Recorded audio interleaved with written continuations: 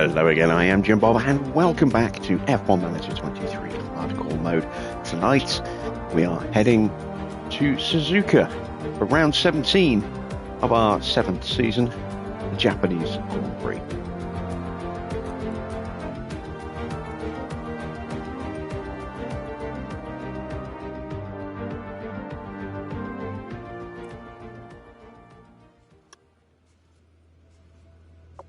And we're coming off the back of two fantastic results. Second place in Monza, just a couple of tenths away from actually winning that Grand Prix in the end.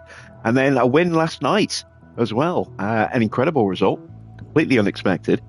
And I'm hopeful that we can actually have a slightly stronger performance here tonight. We'll see how things shake out. Donna has definitely been in good form these last couple of races. Embry has not had the best results, but she has still chipped in points in both of the last two Grand Prix, and let's hope that she can have a little bit more luck in qualifying, get a little bit higher up the grid tonight, and actually be a threat for points, good points. We're in the hunt for 6th place in the constructors standings now, having just moved past Haas, and now in that 7th spot, which is what our season objective is. Alfa Romeo are a little way ahead of us, as you can see. They are 26 points clear of us right now. But I think we can overhaul them. Alpine themselves are only a further 8 points ahead. So it's definitely easy, within our reach to maybe even grab 5th place as well. Mercedes on 174, they're going to be scoring points probably just as consistently, if not maybe more so than us. That might be a bit of a struggle to overhaul Mercedes, but if I can finish in 5th, I'll be very happy with 5th. We'll see how things go. We have got a little bit to do before the next Grand Prix. We are waiting on another suspension, I think. 3 days. There we go. In 3 days' time, we will have a 3rd suspension, which will be enough to give us a spare, which means we can then equip the 2nd one that we have onto Embry's car. Got another side pod going through. I think we might need to do a new chassis now as well. Yes, we do need another chassis. We also need some new front wings as well. So let's go ahead and do a couple of front wings. Go. And we'll get one chassis underway. There we go. And that leaves us with 4.3 mil. So that's not too bad. We'll keep hold of that. We have got underfloors in development right now as well. You can see 16 days to go. We're not going to get those in time for Lusail, unfortunately, but we should have them on both cars for Aston, for Kota. So that will be our final upgrade for the season. We are purely into research from this point onwards. We've been trying to do some good work with our research. Let's take a quick look as well, see how we're doing against the regulation changes for next season. So in terms of chassis, yeah, a big loss of performance on the chassis. The cooling is going to get hit quite hard. I'm not overly concerned about the loss of cooling performance because we can claw that back. However, I do want to try and mitigate the airflow as much as we can, the airflow loss. So we've got plenty of work to do with the chassis going forward. We've done a little bit of work with the front wing, but obviously more is needed there. The airflow losing about 7%, 8% there. A lot, again, being lost up with the brake cooling. Rear wing, it's just airflow that we need to worry about. So we don't really need to worry too much about the rear wing compared to some of the other parts because it's just that one thing. The side pods are definitely going to get hit hard. We're going to have to do some more side pod research. And the underfloor, as you can see, we've actually done a little bit already on the underfloor. About a third of the way there on that. suspension is another one we're going to have to work on because of the airflow there. A little bit, if we can again just try and mitigate a little bit of the brake cooling loss, I'll be okay with that. But we still need to do a ton more if we're gonna avoid falling off a cliff performance-wise in airflow and cooling next season. How you doing, Dino? Good to see you tonight. Let's get that new suspension onto Embry's car, give her that little bit of extra performance that she was missing out on in the last race. There we go. And is there anything left for me to do? Chassis are on the way, front wings are on the way, side pods on the way, underfloors are going to be replaced soon, so I'm not making any more of those yet. Suspensions, we've got one more on the way after the next one. I'm going to go ahead and bump that up to 3 now. So we'll have 2 spares then, I think. No, wait, hang on. That is going to be number 3 and number 4, isn't it? Yeah, we'll just leave it like that then. And I think we are good now in terms of parts. Is anything broken? We know about the wind tunnel. Everything in here is broken. Boardroom still just about clinging on. It's advance time. There is our spare side pod. Go. Grand Prix is still a day away. There we go. All right, let's see how we look compared to the competition. Pretty good. Top speed, good. Top DRS, decent. High speed performance now in 7th. 3rd in the medium, 1st in the low speed. That's excellent. Dirty air tolerance again could be improved a little bit. That will get a slight bump when we get the new underfloors for Kota. Acceleration still not great, but not a lot we can do about that. We do have the lightest car, and our cooling, both engines and brakes, are in the top 10. So that's good. So yeah, not much of a change from the last race, but now both of our cars are running the most up-to-date spec. So let's have a look at targets. We know it's going to be wet in practice and it's going to be wet in quali. As a result of that, I am not running Anne tonight in FP1 because it might be a bit tricky just to get some consecutive laps in.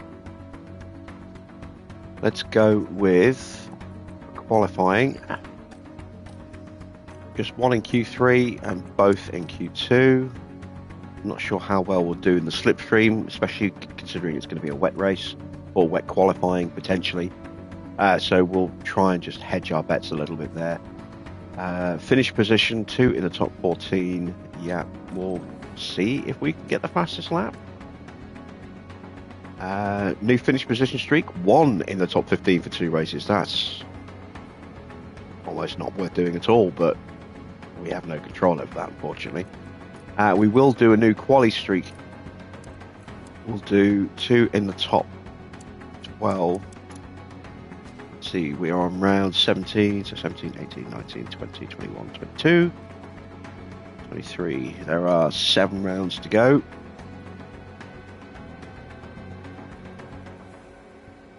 So that will give us the chance to get a 2 car streak at the end. And let's head to Suzuka.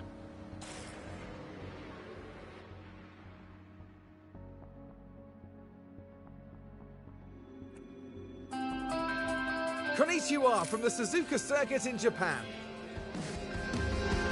The home of Honda, Suzuka is an old-school circuit with high-speed straights and tight turns through the S's. At 130R, the track crosses over itself, then loops back around, giving drivers a sweeping expanse of track to challenge them. Suzuka is a high-speed, high-downforce circuit with unpredictable weather. Drivers need to have total trust in their cars to make the most of this challenging figure-of-8 lap. After a well-deserved win in the previous race, Aston Martin are surely going to have a hard time fending off the mounting pressure from their competitors. Stay right here, because we're just getting started.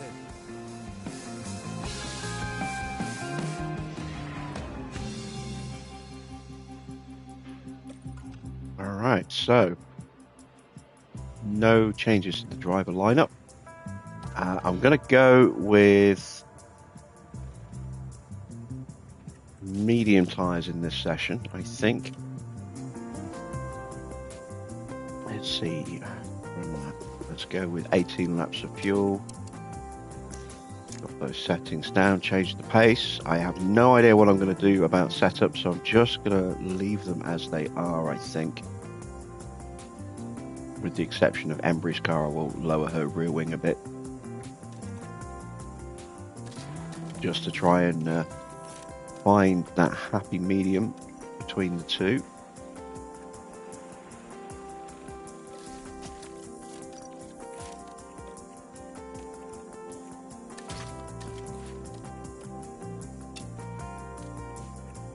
We'll go with medium tyres for Embry as well.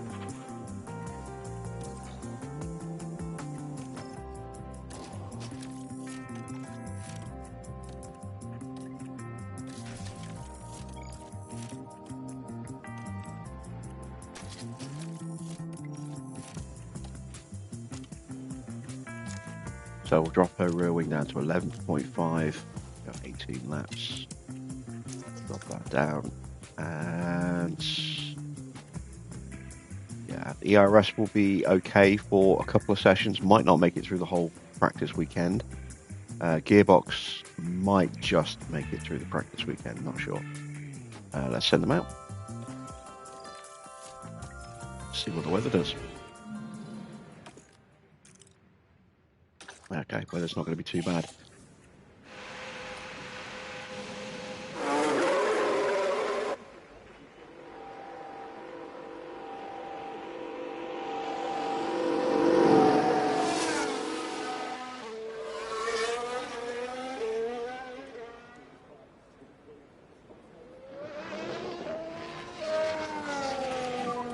Radio check, please.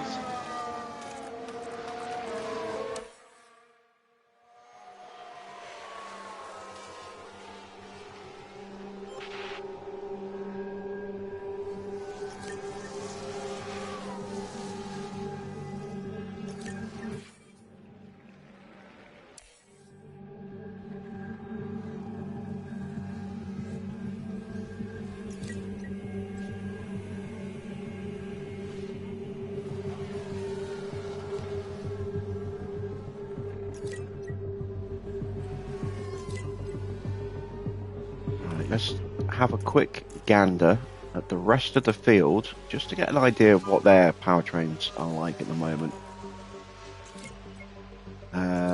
So Norris is running all new everything after getting his car smashed up in the last Grand Prix, or smashing up Behrman's car. Ocon's got a damaged engine. Oh, we've got our first bit of feedback. We'll come back to that in a second. How bad is it? 36%, so not great. Call Donna in. Embry's still only on 3 out of 5.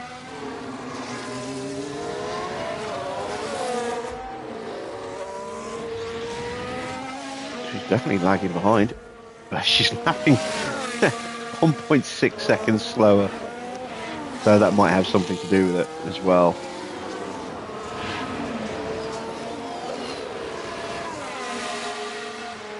I'm surprised Pierre has got that feedback so quickly there. 15 minutes it took us to get all 5. That's actually quite good. It means we've got a very good chance of getting full feedback on 3 complete runs here. Embry now up to 4 out of 5. Let's start dealing with Donna.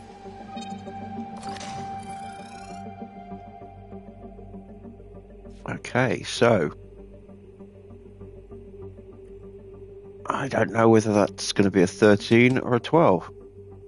I'm going to go with the 12, simply because I've gone with an 11.5 on Embry and just hope that they can kind of meet in the middle a little bit. Let's go with a 37, because that needs to go all that way over there. So let's go to an 11.5. Bring that back a little bit more if we can. Now I'm going to switch and go to a 4.6. Push the front wing up a bit more. Bring that back in. I have no idea if I'm getting this right.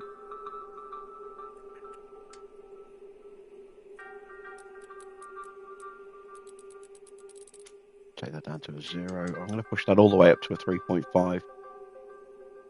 And we'll try that. Maybe pull that back to there. Just to eliminate the far edge on the straights on the rear wing there.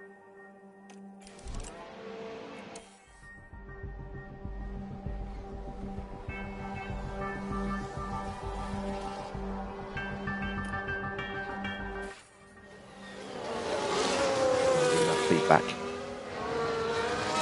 This rate Donna's going to be back out on track before I get feedback from Embry.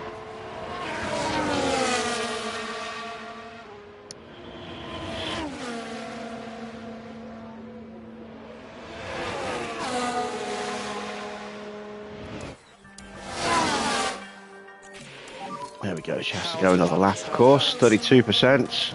Let's get her in as well. Look at this. Look, Donna is going to be out again, having had changes done to the car before Embry even makes it to the pits. What has happened to the feedback rating of our engineer with Embry? I'm trying to remember who it is. Is it? Confirm, we have more right around. Will Joseph? I'm trying to remember who it is. Hey then, Wayne. Good to see you tonight.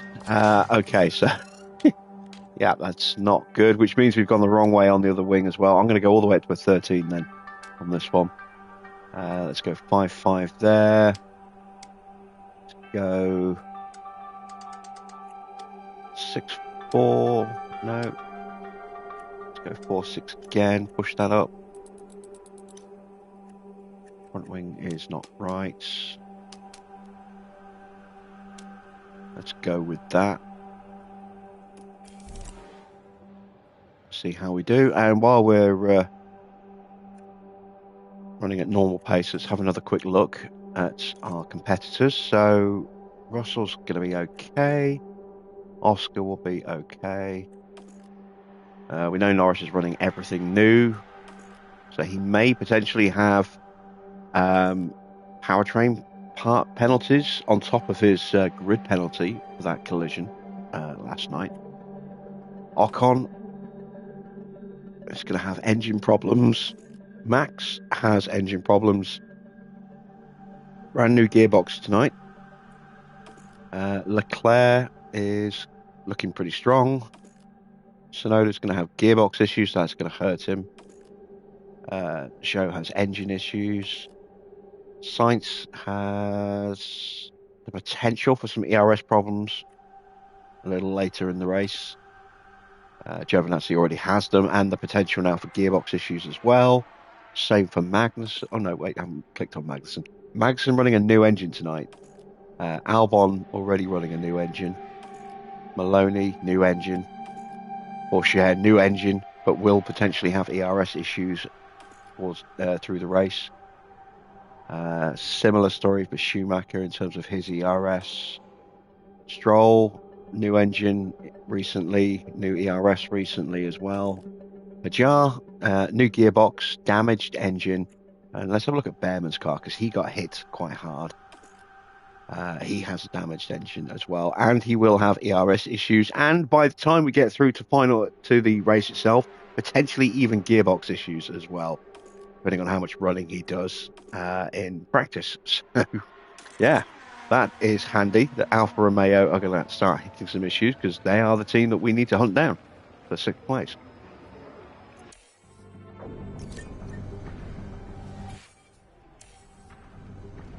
comes the rain.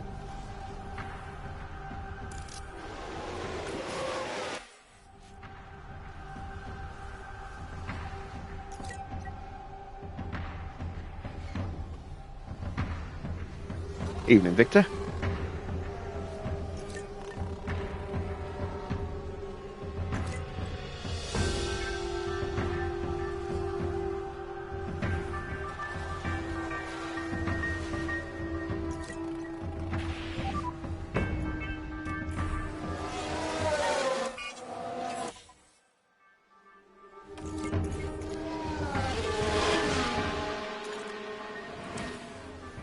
Donna should be in the pits for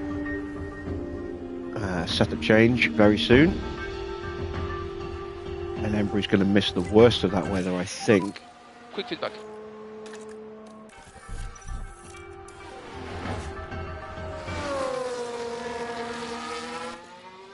Maybe not. Maybe. She might miss the very worst of it. Depends how long it takes her to give me those last 2 bits of feedback.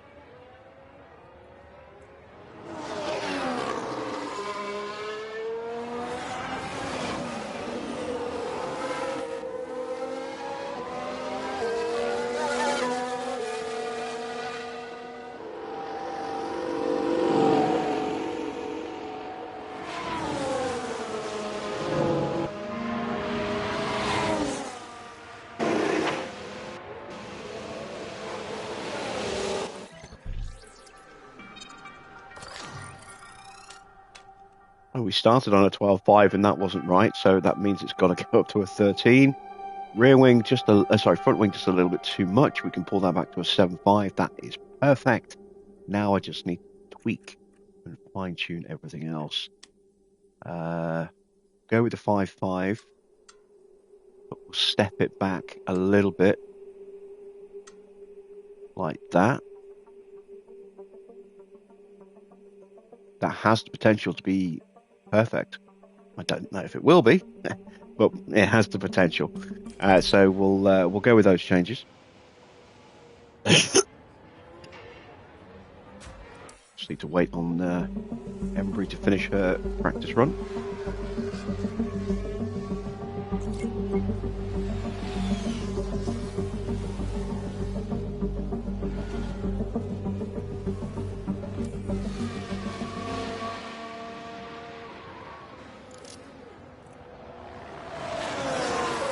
And this time Donna will be out before Embry even gives me the full 5 feedback.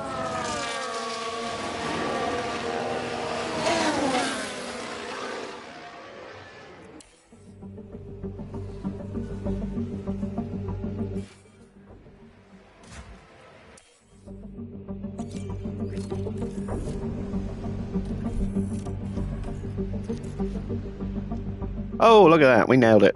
100%. Good stuff. How's the balance? Tell you what, when you're winging it like this and you just take a stab in the dark at some changes and it pops in 100%, it's so satisfying. Or it is for me anyway. I don't know if anyone else really cares that much. I see a lot of people on YouTube just don't even bother doing setup and practice and just skip it. But, I like to be able to control what tyres I'm going to be using, how many runs they're going to make, try and dial in that feedback, and then if there's new parts on the car, maybe let them run a little longer than I would normally, just to make sure that they get that extra bit of car part knowledge in.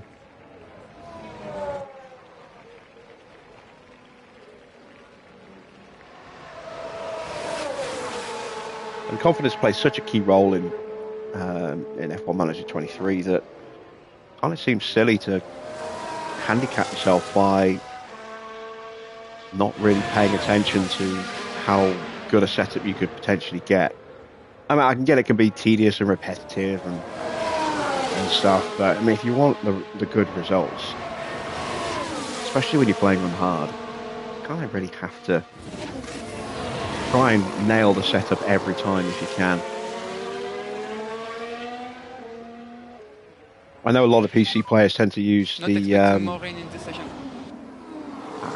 I'm hesitant to call it a cheat method, but it kind of is a cheat method where they just put their stats into a setup calculator and it then automatically tells you the 100% setup.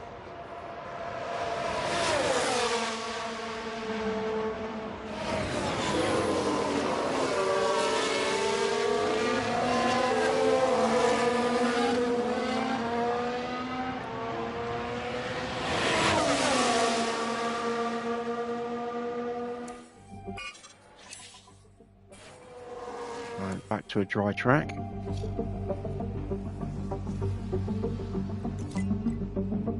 I have to try and extend this stint for Embry a little bit. Weather update. This Seeing rain as the has setup is stopped. nailed.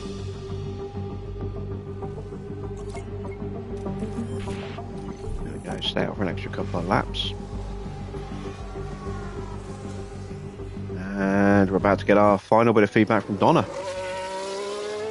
And we nailed that setup today as well.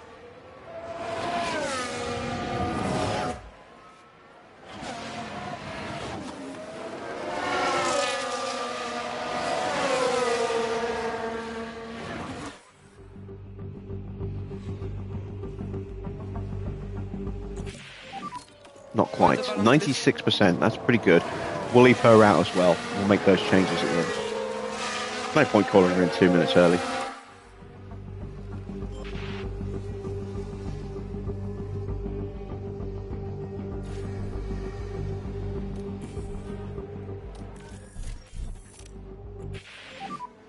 Okay, we take the flag.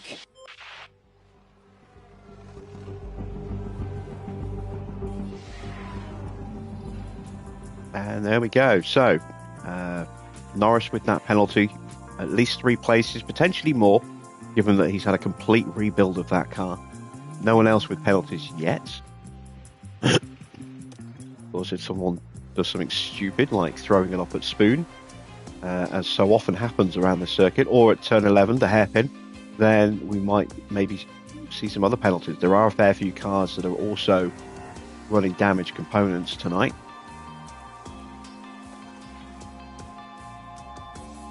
That is close. It's not quite there. So let's push that up to a 3.45. Pull that back to a 0.05. I'll try that. We want to run, I think, 30 laps if we can. Try and run the hards. Again, we're going to run 30 laps. I am going to check the state of the components. We're not going to run actually 30 laps. We'll run 25 laps. Embry doesn't need to run as long because she's already up to 43% now on her track knowledge. That's done. ERS is still good enough. Gearbox is still good enough. Let's send them out. Hope we don't get heavy rain in this session. About the same as the last one. You can live with that. Okay, so that's a green light. Despite running with more fuel, I'm still expecting Donna to be substantially quicker, given the state of Embry's gearbox.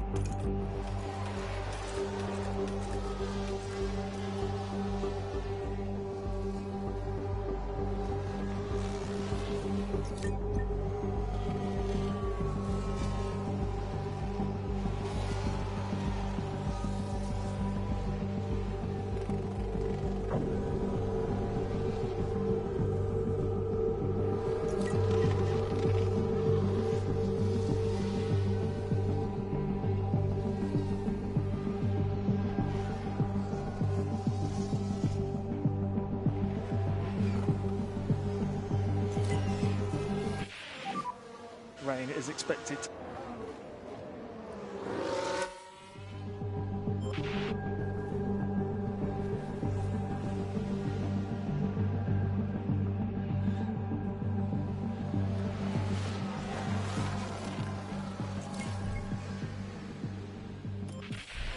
Oh, yeah. One other thing I completely forgot to mention about creator team mode in F1 Manager 24 because I didn't realize. I mean, I was, we speculated on it about a month, 2 months ago when it was first announced that creator team mode was going to be in it. We speculated that that would probably be its own separate mode and that you wouldn't necessarily be able to change to one of the existing 10 teams. You can change to one of the existing 10 teams. If you get bored of your own team, you can then try and race against the monster that you created by switching to one of the existing teams, which I really was very surprised to see. I'm very happily pleased to see as well. I must admit, I was not expecting that at all. But I am very pleased to see that.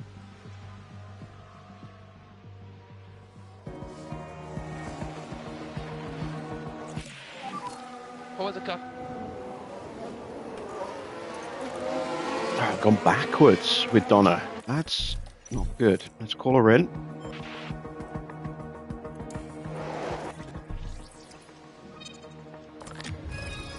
So that has to go that way instead. Take that back down to a 0. Hopefully the front wing will be okay. I'm not sure it will be, so I'm going to pull that back even more. And oh no, I can't go any further. It's too much. Go back to a 7.5. So that's what we ran originally. That was our 96% setup. So yeah, let's do that.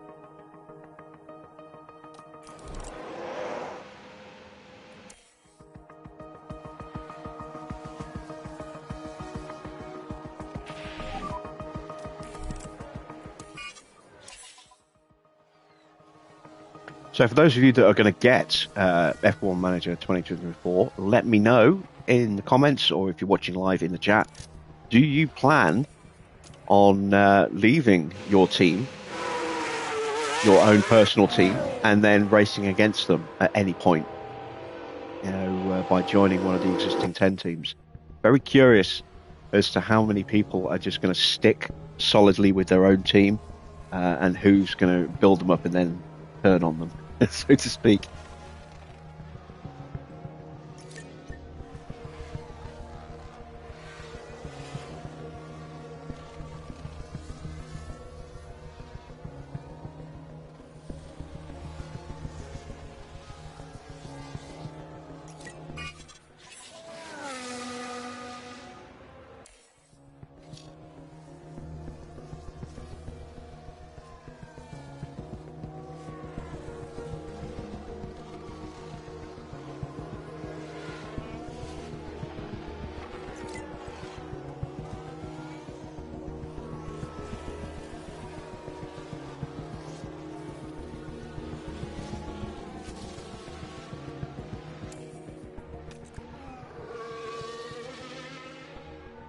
%79%, that's excellent. That's all we need from her today.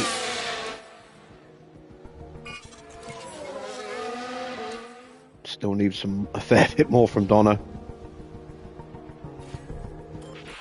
I have to run her basically now until the end of the session, I think, just to get her track knowledge up. Because we are going to have rain affected running in the next session as well. And that could be potentially worse. And there we go. The setup is nailed. That is good news. How do you feel with the car at the moment?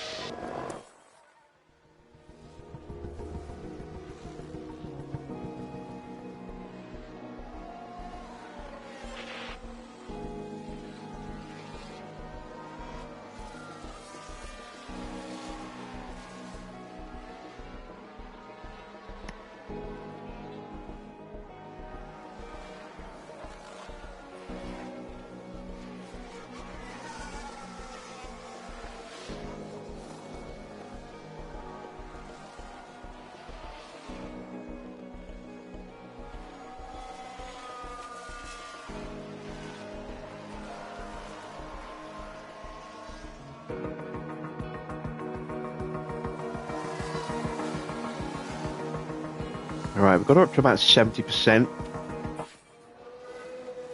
That's better than nothing. Just have to run her a little bit longer in the next session.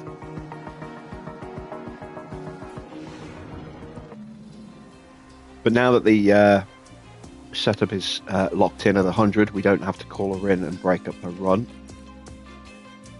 And we're only 2% away from getting full car park knowledge as well now. So that will go up to 100 in the next session. ERS, still good enough. Gearbox, still good enough. Excellent stuff. We're going to go with softs.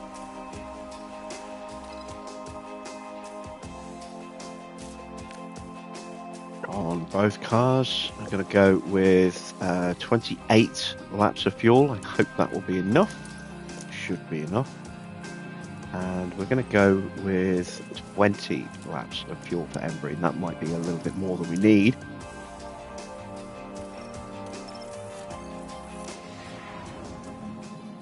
Again, I'm expecting Donna to be quicker. Track should be green now. Yeah, rain is going to be a little bit worse, and it's going to come a little bit earlier. But hopefully it won't interfere with our running too much.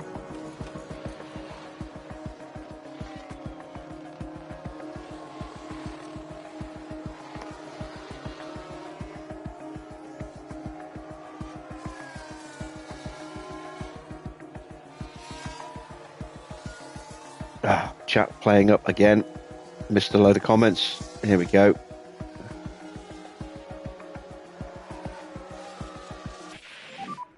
And we have rain coming.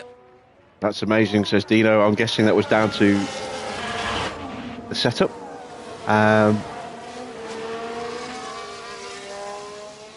Or no, that'll be in response to being able to race against your opponents, race against your own team, won't it? Yeah. You were expecting that, were you, Wayne? Yes, I wasn't. I was not expecting that. I thought it would be, you know, a separate mode. I thought it would be the existing 10 teams or just you and your team against the other 10, with no interchange of the two. So yeah, I'm ecstatic that that's actually full crossover there. Victor says the idea of taking down what you built sounds too good to pass up. Yeah, I mean, I don't know what I'll do with mine. I think for the series,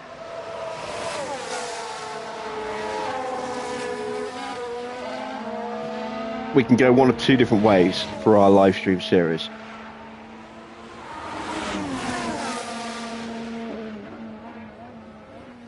We can go down the route of creating a team around me and my identity, and then sticking with that team all the way through, or just see how successful we can be over however many seasons that we run, or we can create a legitimate team based on, you know, historical data. So maybe resurrect Ligier or Lotus, or maybe bring in another OEM, like maybe bring Lamborghini in or something like that. And then just create them, get them to a certain point, and then look at maybe moving to another team. And then we've got almost like an official 11th entry. Maybe we could create Andretti, and then we could leave Andretti and go somewhere else, and Andretti would be on the grid as the 11th team, which is in all likelihood never going to happen in Formula One.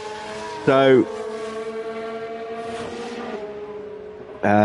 there's options out there, you know, and I don't know which way to go.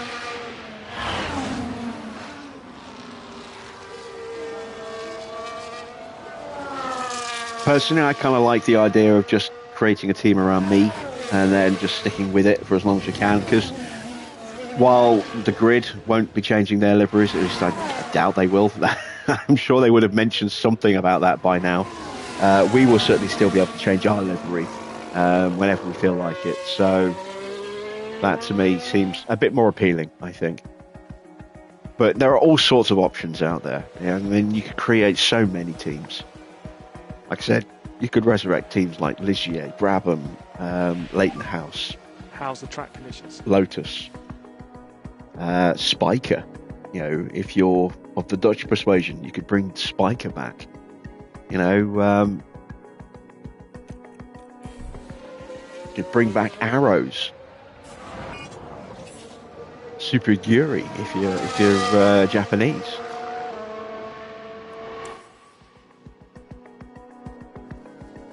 Or just bring in a full-fledged Honda team, you know, Honda Works team. Toyota, you could bring Toyota back. BMW, you know, there are so many different options. Minardi, well, you know, technically Minardi are kind of, that one would be a little weird. Minardi racing against their own team, effectively, given that that's essentially who RB are. Although actually, I think they've left their facilities in Italy now, and they've moved across to the UK, haven't they? Or have they moved just some of their facilities across? I don't know if they've moved everything across yet.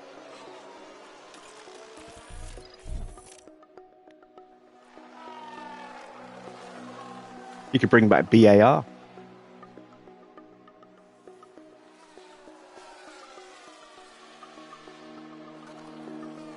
Before they became Honda.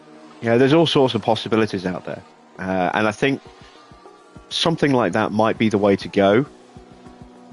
If you just want to experiment with different teams, you could run a team as one identity for a bit, then you could leave them, go to another team, and then eventually you could go back and change their identity potentially to something. Oh, actually, I don't know if you would be able to edit your team name once it's created. That is something that we'll need some clarification on, but maybe you could just rebrand the team. So you could have them racing for like 5 years as, you know, Ligier, or for example, and then rebrand them into a completely different team, you know, different identity. But I don't know if you would actually be able to change the team name once it's created.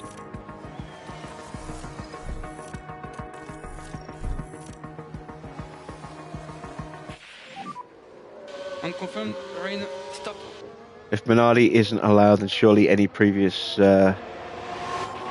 monarch for a team isn't allowed either. Yeah, well, it's weird. I mean, we've had a lot of team names that haven't actually been those teams. It's just been naming rights. So, like Lotus, when Lotus first came back in, wasn't really Lotus. And then obviously it became Caterham, and it obviously really wasn't Caterham. Alfa Romeo clearly are not Alfa Romeo. It's just a naming rights on the chassis. It will be Audi fully in 2026 when they take complete. Well, they've got complete ownership of the car now, but when they bring their own engine in as well. But yeah, I mean, I've always had an annoyance about rebadging engines. And having an engine supplier in the name without it actually having any real input from that team or that company, or having, you know, that engine. So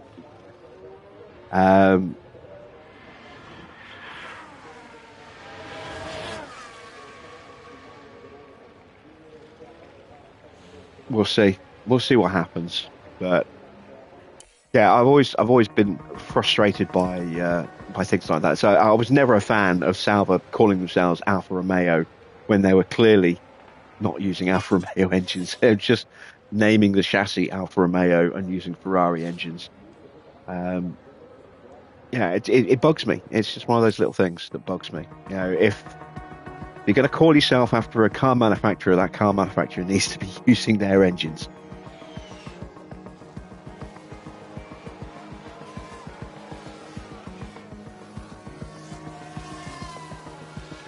It's almost like it's a misrepresentation of the truth.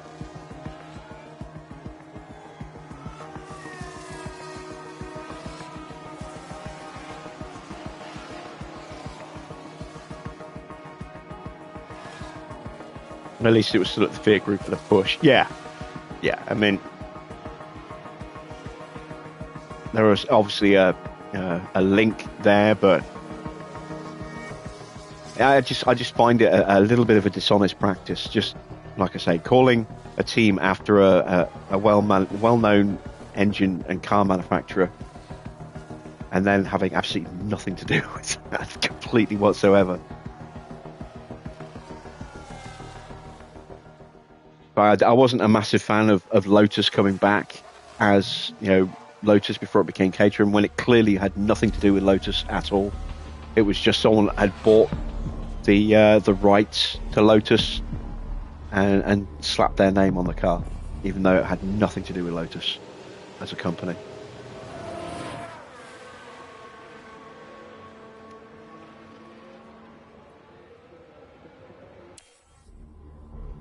Yeah, Aston Martin as well. It's another annoyance of mine. They're not Aston Martin because they're not using Aston Martin engines. It's just whoever owns the name of the company just slaps his name on the car.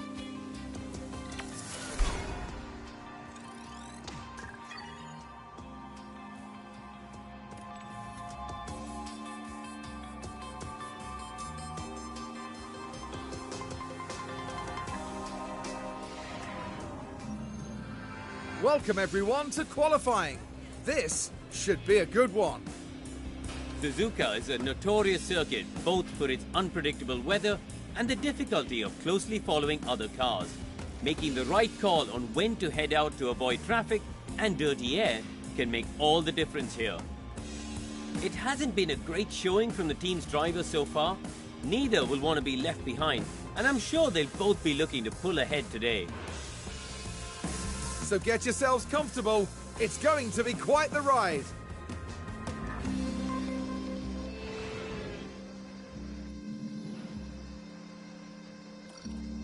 Okay, starting on the inters. Is it going to dry up before the end of the session? We're going to hold our remaining new engine back.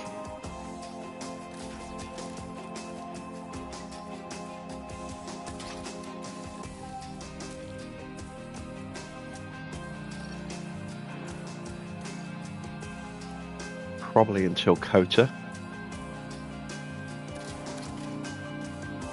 when we get the new underfloor on the car as well.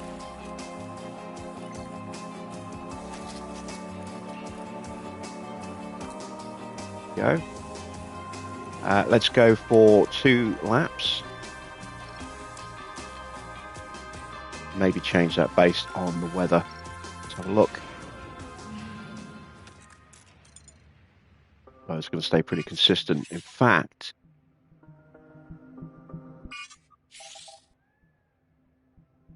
if we go now,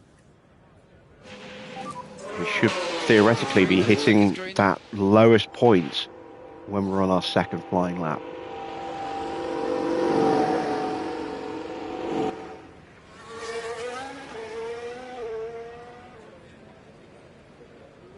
Let's see who else on the grid decides to wait for that dip. Who's going to come out early? The advantage of us doing this means that we're actually going to build some extra confidence before that dip in the weather, because we'll be setting personal best sectors.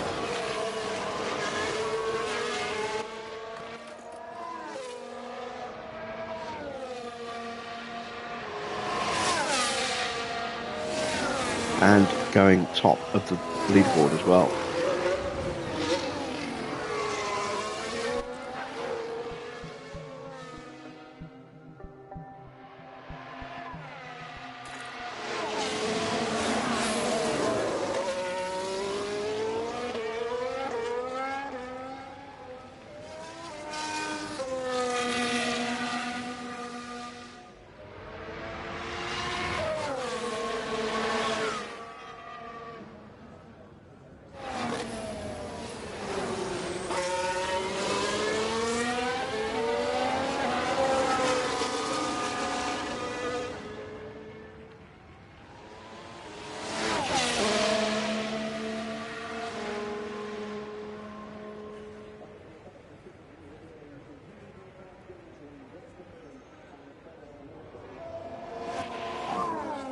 So we are good for traffic.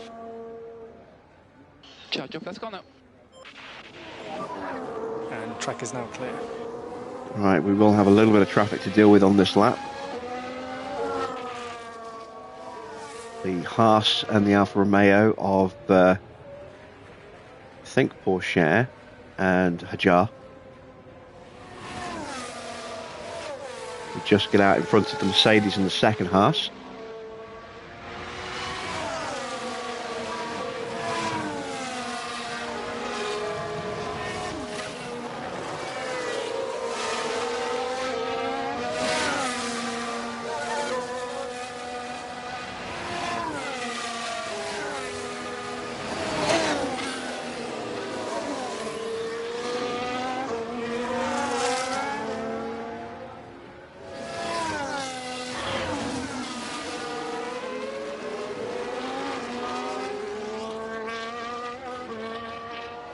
Isaac moves on over.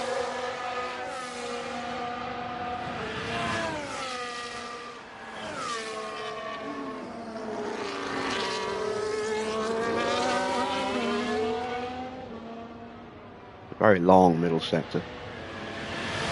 And an incredibly short final sector. And Embry is on it.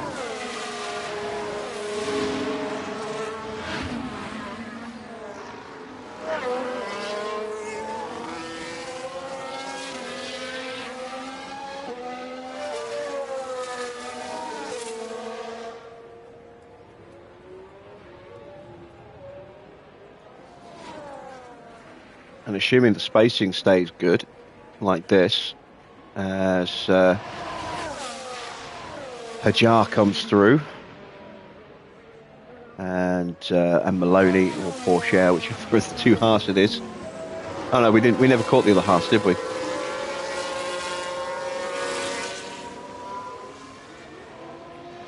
If we can keep this spacing, then it'll be a really good slipstream for Embry on the next lap. And then we should have enough time, hopefully, to send Donna out behind Embry.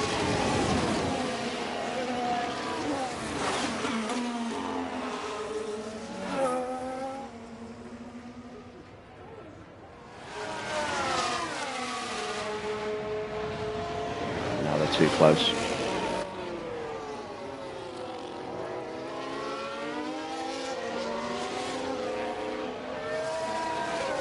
What's the difference, by the way?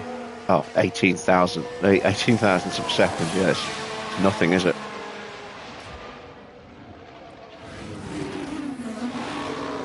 And we're going to give a Ferrari a tow on this lap.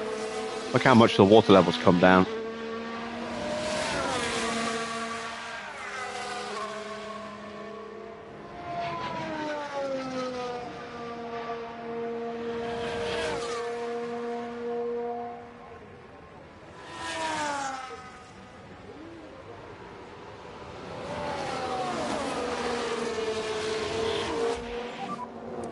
Big gap, big gap. We're getting in the way of Schumacher. Shouldn't be anyone in front that will back you up. But we have managed to drop the Ferrari. Sorry, George.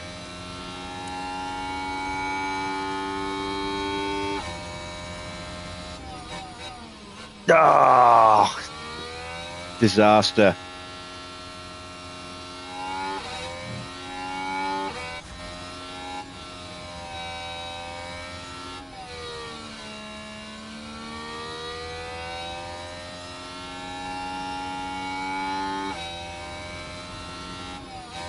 Oh, God.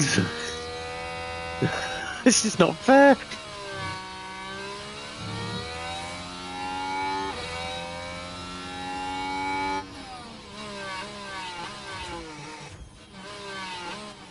Oh, God, Embry's having a stinker of a lap here. Getting held up by everybody. Donna's been held up a couple of times as well. Oh, man. You know what? I'm just going to abort this lap and get him straight back out again. There's no point. There's no point completing these laps. They're going to be slower than the laps we did when the water was 2 mil. It just means, unfortunately, we've missed out on the best conditions. I mean, it's not horrible at the moment. It's not going up too much. We've still got a chance to pump in some good times. We've still got good confidence out of these runs, even if we didn't actually complete the flying lap program.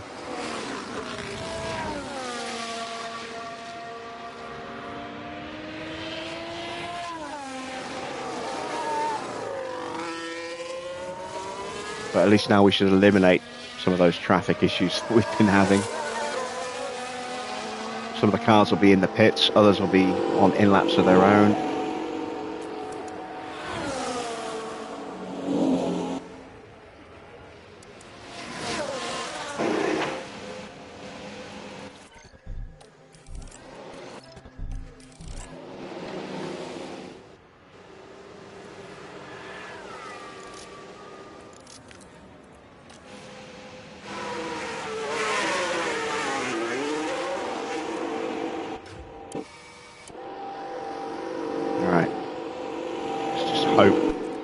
We can now pump in a good enough time before the weather goes bad again.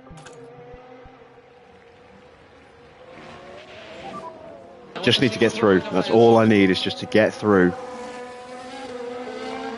Don't care if we only just squeak through, as long as we make both cars into Q2.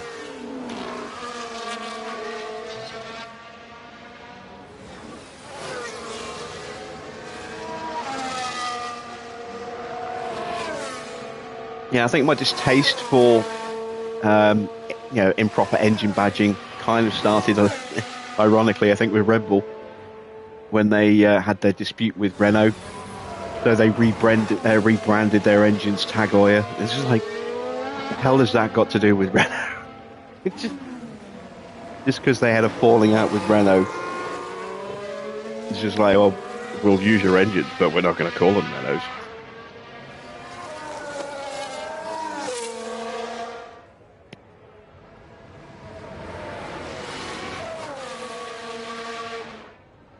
And they ran with Infinity branding as well at one point, and that was, again, nothing to do with Renault. That's Nissan. Nissan have not been in Formula One ever, to the best of my knowledge.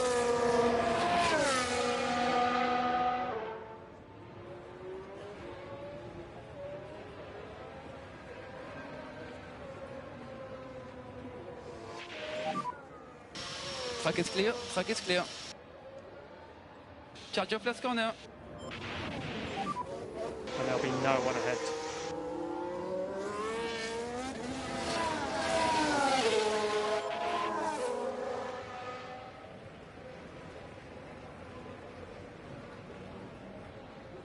Right, well, these laps will certainly be quicker than the ones we did on the first run, because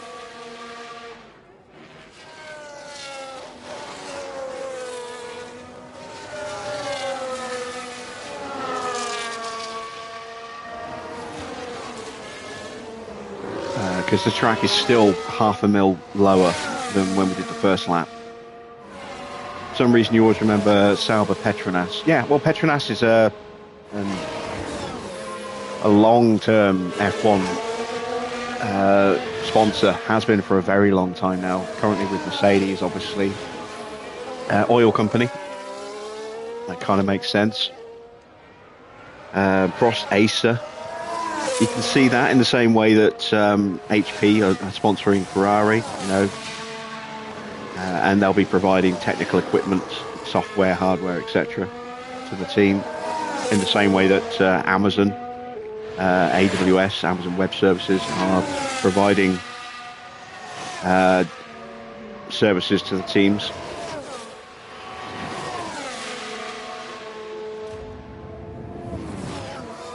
We managed to avoid getting held up there by Ocon.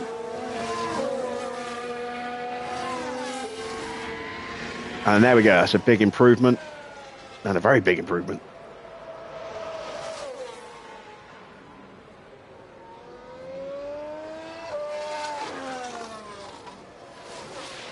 They were the names of the badged engines, were they?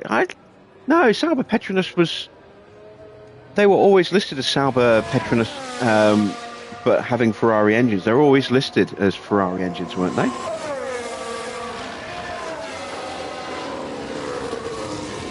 Again, I think Petronas was the chassis badge.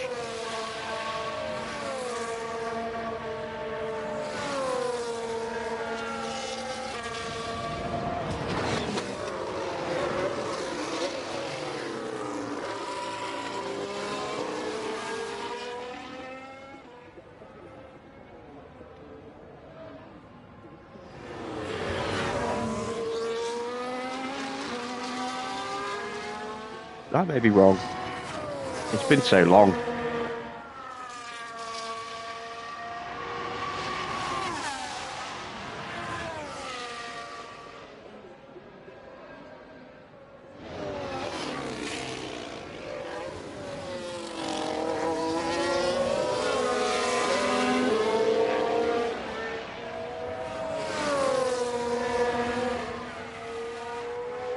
Can we get any kind of improvement on this lap?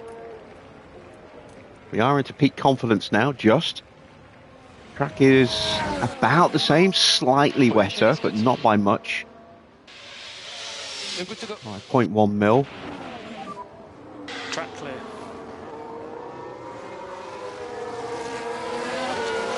Although it just seems to be going up a bit quicker now. I think we've hit that. Yeah, we have. We've hit that climb.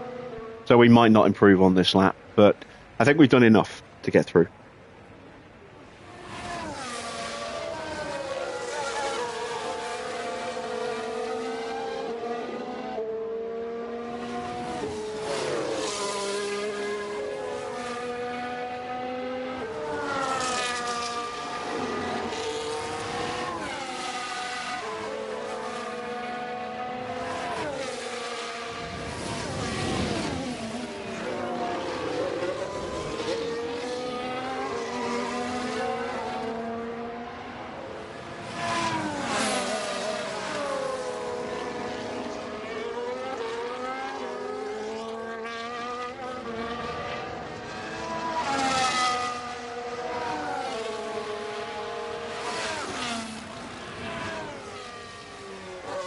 Yeah, no improvements.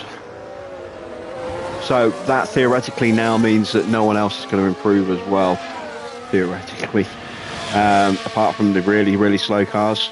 So Behrman, Schumacher should get some improvements. Don't know about George.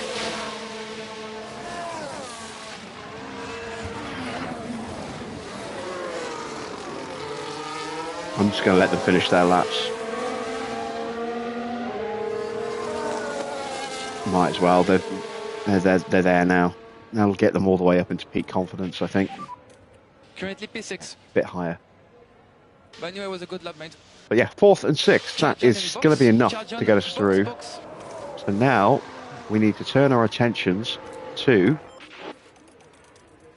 those who are at risk of elimination. And Piastri is the only one out there at the moment and does not improve. So, oh my God, both the Red Bulls are in the drop zone. How did that happen?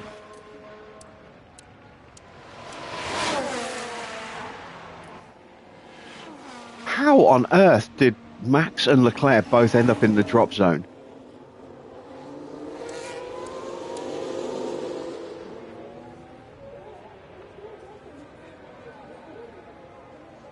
Sidhu remembers seeing the Red Bull logo on the South Patrol. Yes. Yeah, they very famously had the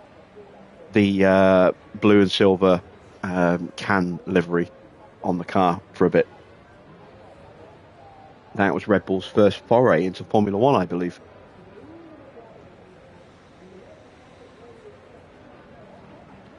I think that's it. There's no time for Red Bull to go back out. Red Bull are going to have both cars eliminated here. That is incredible.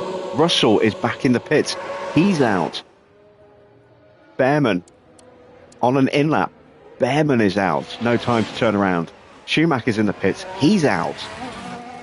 Wow, look at this. Red Bull, former world, current reigning, former world champion, leading the championship ahead of his teammate there, who's second in the championship. Former multiple constructors champions. reigning world champion, Russell, and Schumacher, former Constructors' champion 2 seasons ago, all in the drop zone. Wow. That is incredible.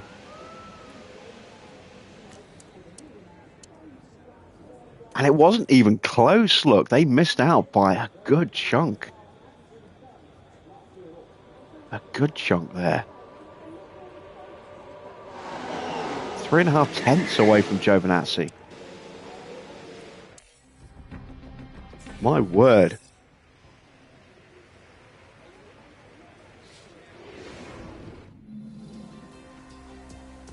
That is a huge, huge shock.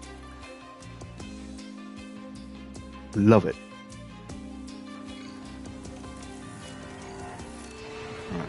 Before we go out, we're going to pause so we can take a look at the weather. It is do or die. We're going to have to wait for another car, because we've only got time to do one flying lap.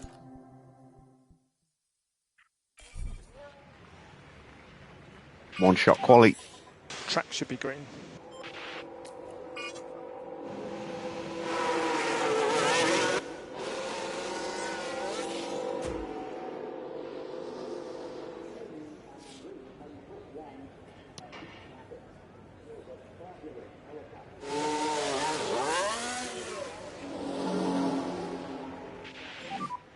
So focus on braking, on tires.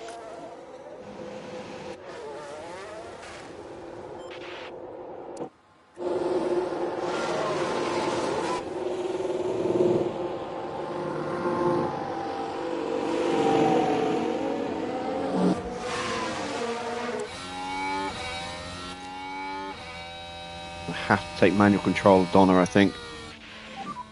You can bring It's the just a tyre. little bit too far behind that Mercedes. Might have to do the same with Embry, but I hope she's going to be okay.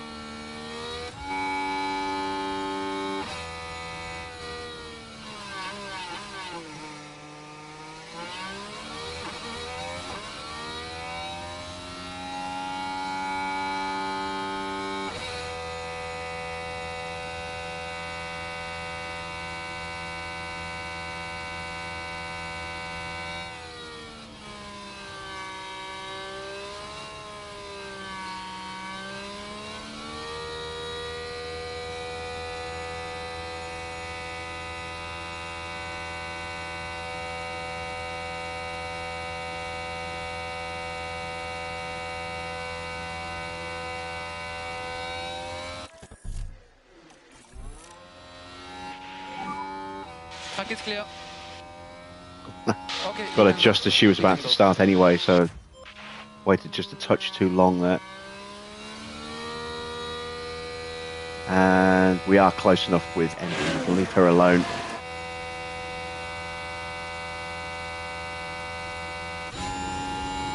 Donna is too far away to get the tow. There is a risk that she will get eliminated now. And track is now clear.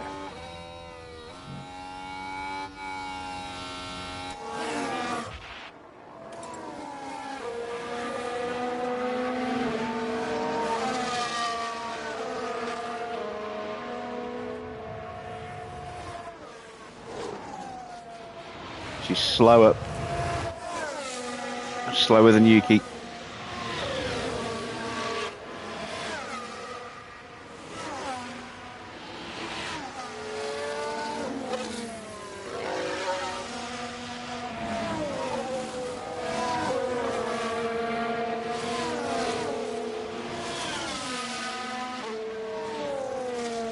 Embry, purple.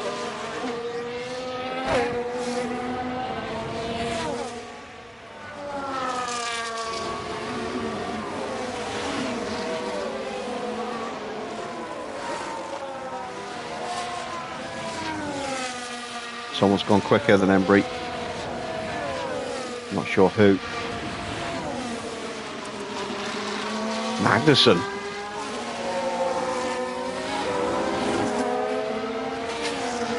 Donna is third. Albon got a toe behind. No, he didn't. Oh, he got a toe behind us.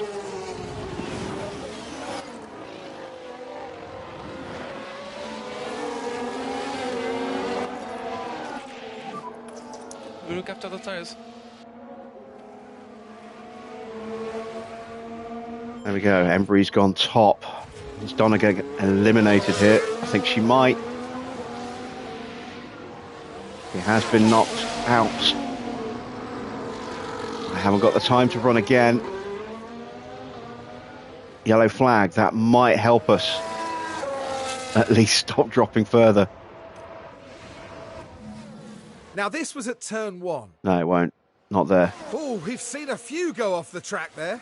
Fighting with the car, just a little perhaps. Barely ran over the curb. Had 2 wheels on the track.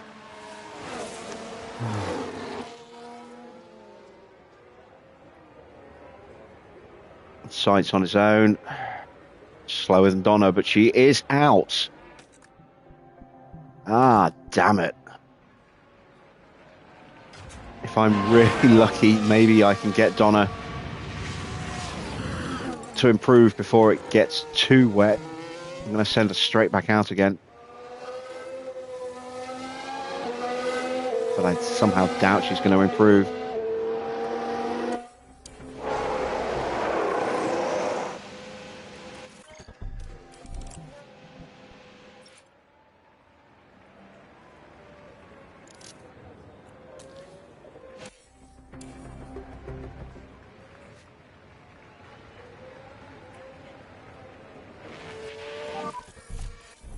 Okay, good work on brakes and tires, please.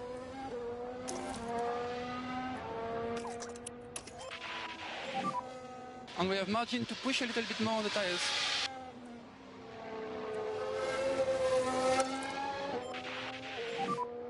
Okay, you can pick up the pace. Magnussen's gone top. Or we can cancel lift off. There's half a mil of water on the track. I doubt we're going to find the 10th of a second that we need. 1/10, exactly 1/10, will put us through by 2 thousandths. But I doubt we're going to find it. Let's go for a push.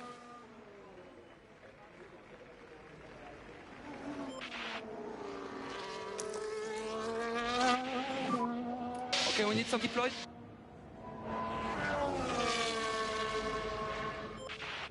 Track's just too wet. Ah, that sucks. That sucks. Should have held back with Donna.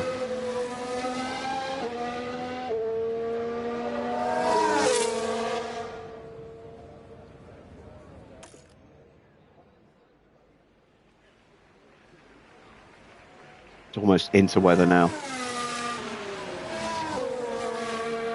Ocon's going to have another go as well, but he's not going to improve either.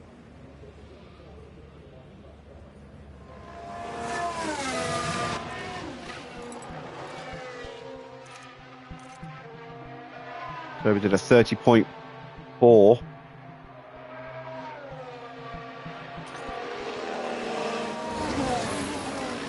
31.7. Yeah, we're 1.3 seconds slower just in the first sector. It's over. Donna's out. Frustrating. But I did say 2 in the top 12 with the sponsors, I believe. Again, it won't show me them for some reason at this point. That's a really annoying bug that's popped up in this game, and I hope that is not going to be carried over.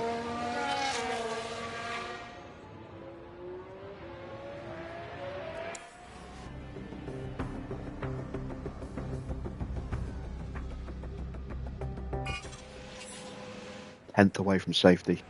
Ah.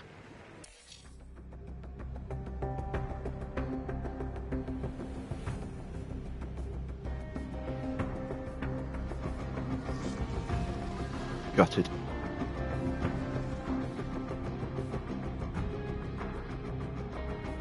Donna has decent overtaking skills though, so hopefully she'll be able to make some forward progress.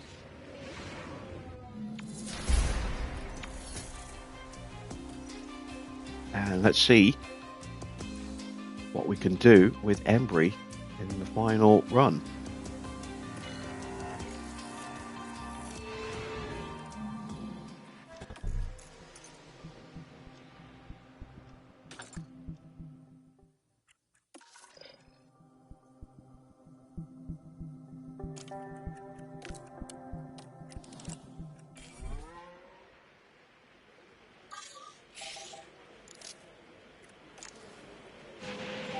Okay, so that's a green light.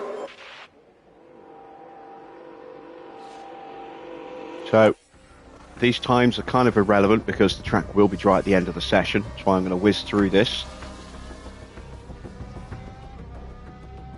Just looking to get Embry's confidence up.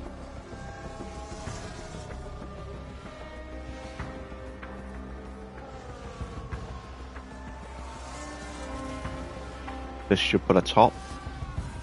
Comfortably top. Yeah, 8/10. Everyone's gone out very early for their dry run. Need to turn Embry round immediately. And then just hope I don't get held up badly with traffic.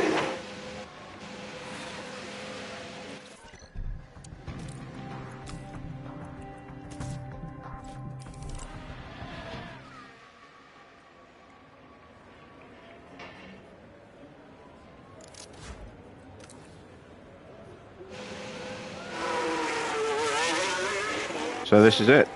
Can we get close to the top? Because we are going to drop like a stone as all these other cars start crossing the line.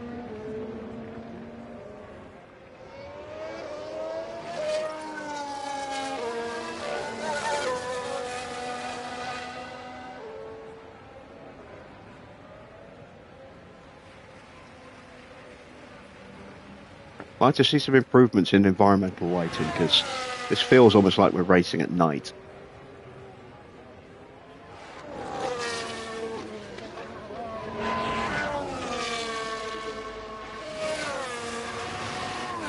Feels too dark.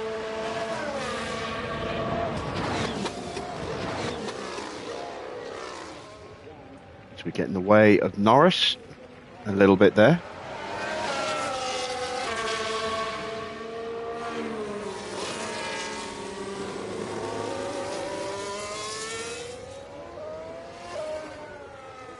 We are 3 seconds slower than Albon. So we are 3.6, nearly 3.7 seconds off Magnussen's time at the moment.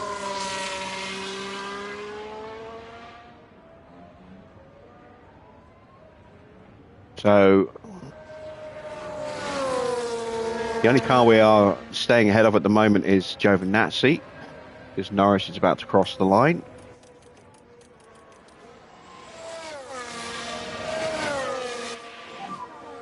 Track clear. Norris goes 7th, and he will have a 3-place penalty, so that will take him down to 10th.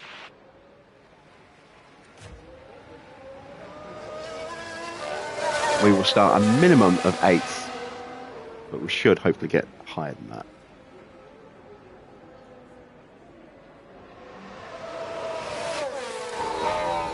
Just going to hope Norris doesn't get in our way now.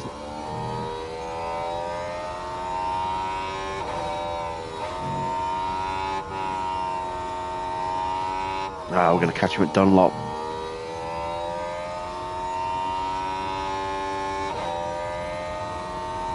Will he get out of the way before the Degners? No, he won't.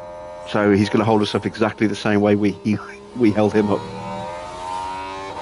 I think we actually got away with that a little bit. I don't think we lost much time, if any, there. We're not fastest in the first sector, but then I didn't expect us to be.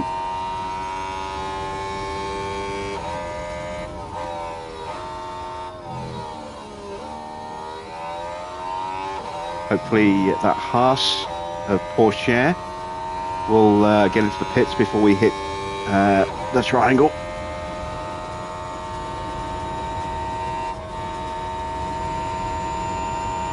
Yes, it has. Excellent stuff. Not purple in the middle either.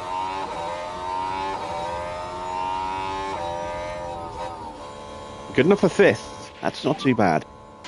Less than 3/10 off of Magnussen, who is running a brand new car tonight, I think.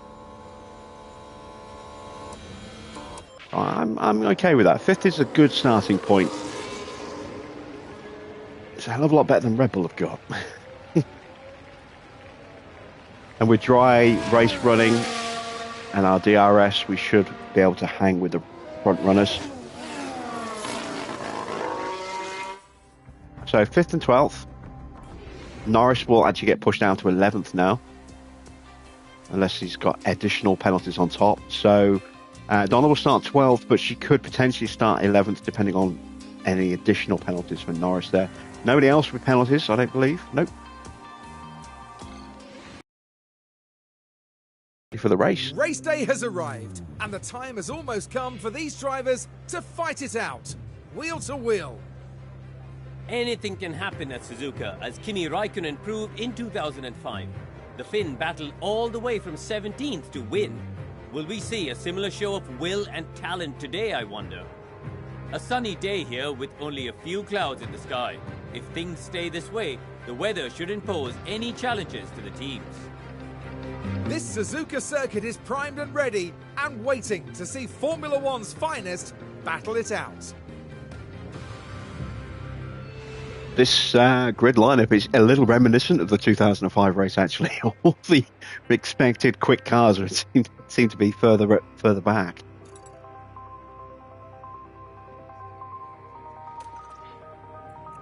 So, what are we going to do strategy-wise?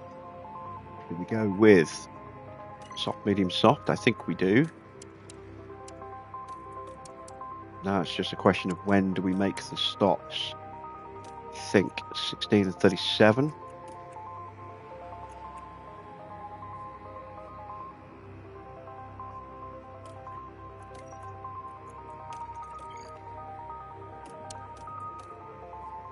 $17.38. Okay.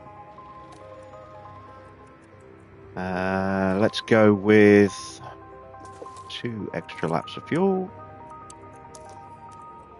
Push the tyres hard at the start, because we've got plenty of spare rubber on each stint.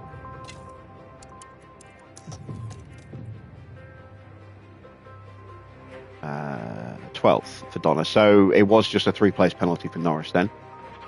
He will be lining up just in front in 11th. Let's send them to the grid.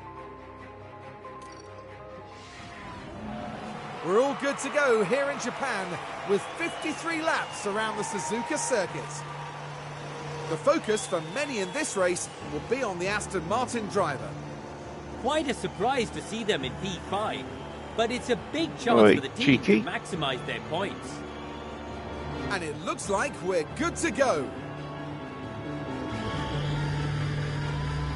Yeah, quite a surprise to see this. We thought she had no chance. They're ready to go here at the Japanese Grand Prix. Seeing one car on mediums. And it's I think it's Norris. And away we go. No, it's not. It's Albon.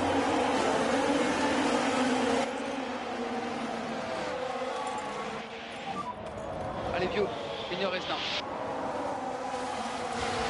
So we've lost a place off the line, possibly down to the extra weight of the fuel. Donna has lost a place as well.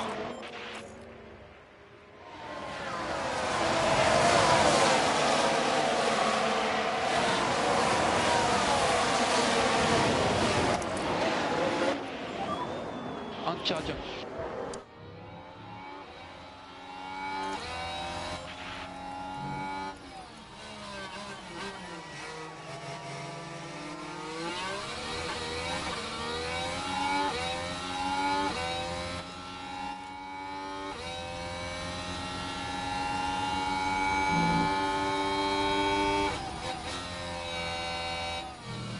Trying to go around the outside.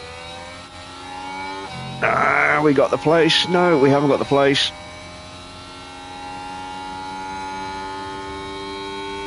Going to be side by side through 130R. That's always a scary thing.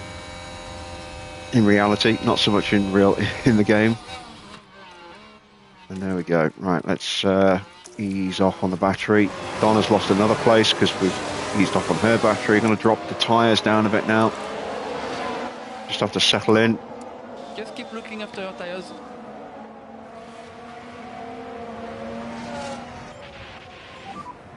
And recharge on is okay, please. Maloney all over the back of Embry. We will push the battery again soon.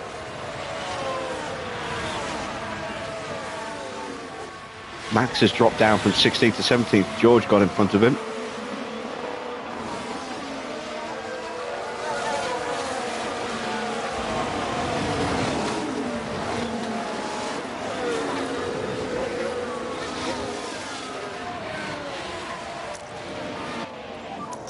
Can use overtake.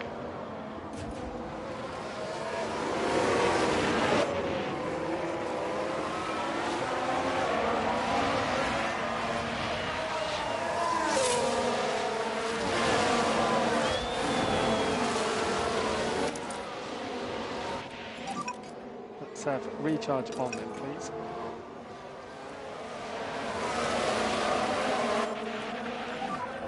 Just be careful with this tyre.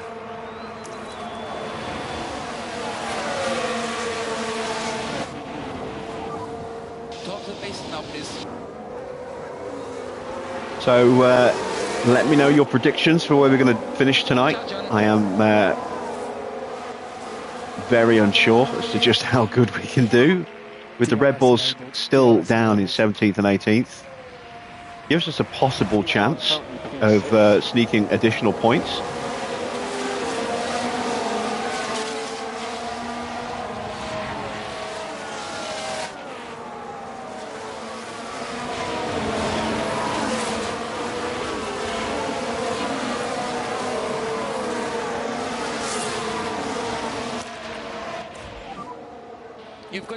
You've got everything, press on hold available.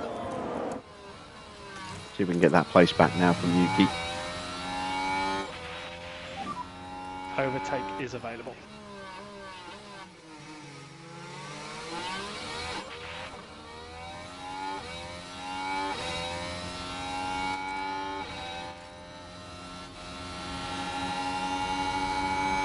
Go to the inside maybe? No, he's sitting in the middle of the track, blocking us.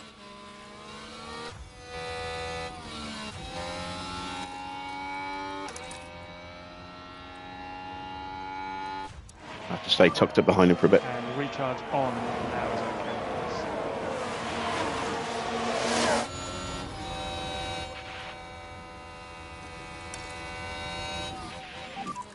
You're good to push. Try and bump Donna up though.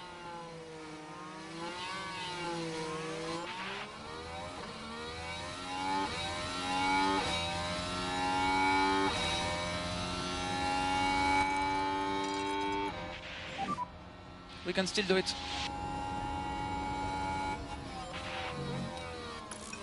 Not there, we can't. Charge on.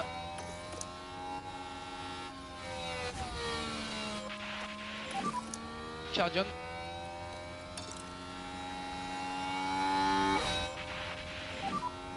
If you can, push.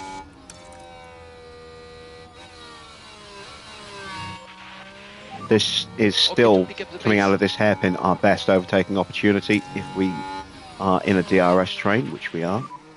And overtake is available.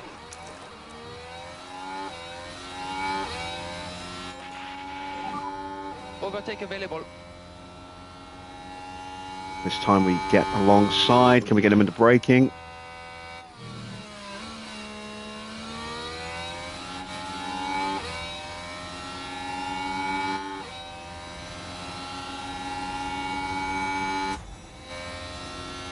Donna's past Hajar.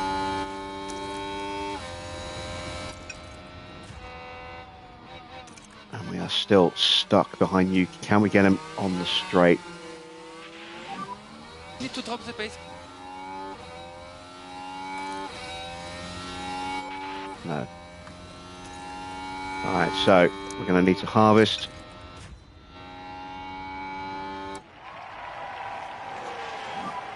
Recharge on. Leclerc is 2 seconds nearly behind George now. And he's got in front of Max. Max is struggling.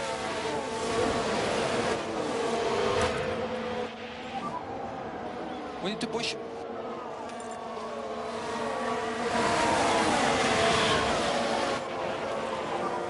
We're happy to stay where we are.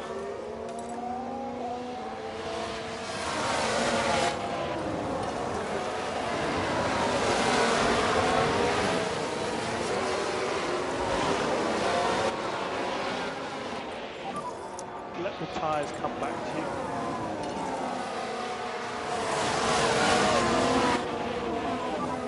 Just manage your tires, please. And Leclerc's on a push. He's almost caught back up into DRS range.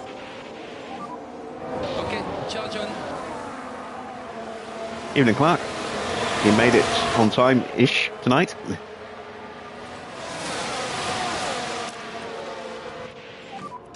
Press overtake.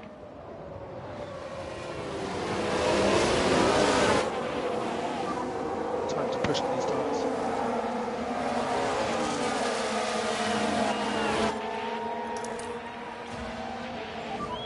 And recharge on, recharge on.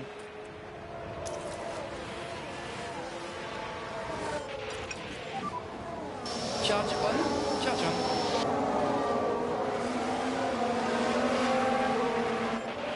Oh, you got a newborn? I didn't even realise. Congratulations.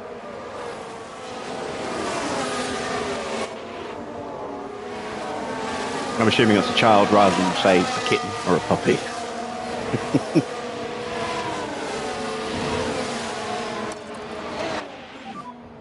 And you can pick up the pace.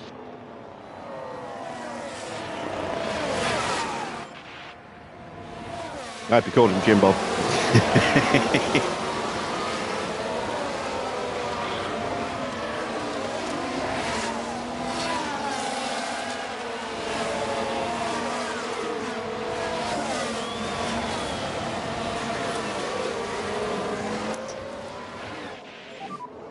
On click overtake, please.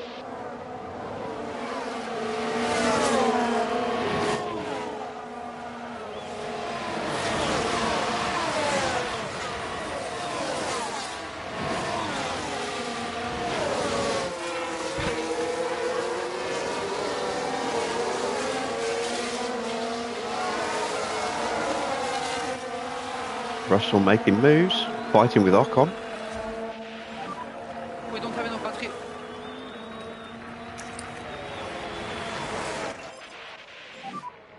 Let's try to take opportunity. Okay, focus on recharge.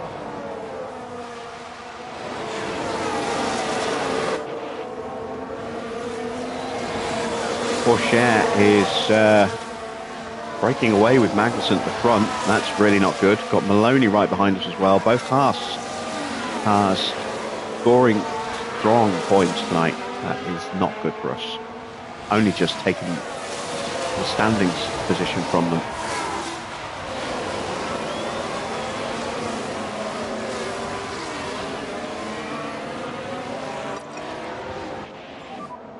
Drop down the plates now.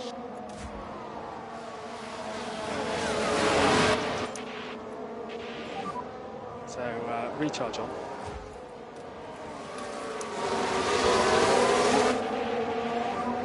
Charge on.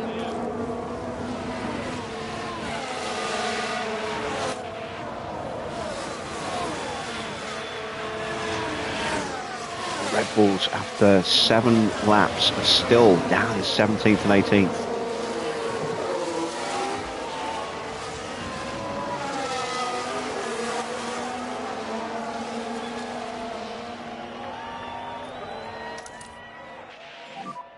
And we can have recharge on, please.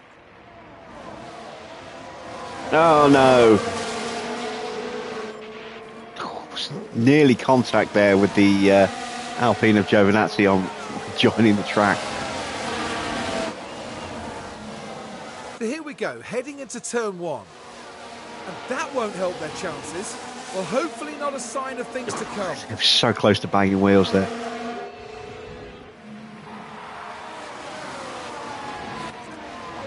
His confidence hasn't taken too big a knock from that, so That's okay. She's still in the train.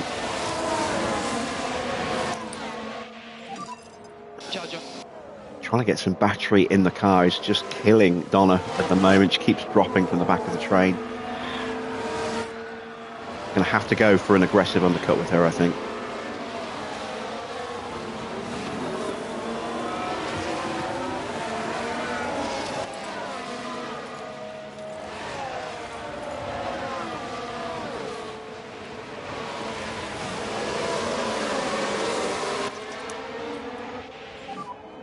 Charge on now, please.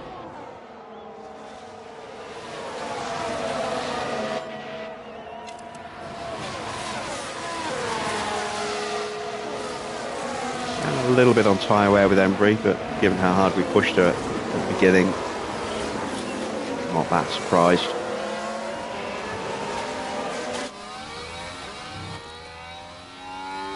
Just get 1 or 2 positions with Donna before we stop her. Although her confidence to power are good. Set her up nicely for that medium tyre stint.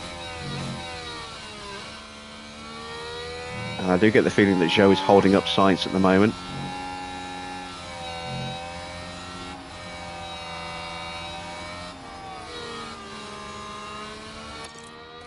Maloney's got through, I didn't even see that.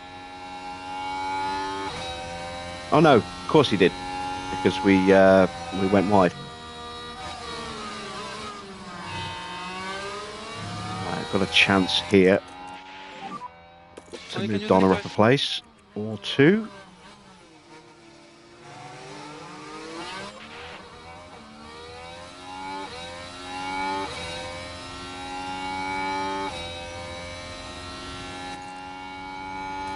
Or not.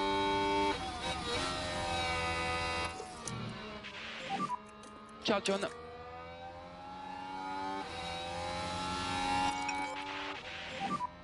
Need to drop the pace.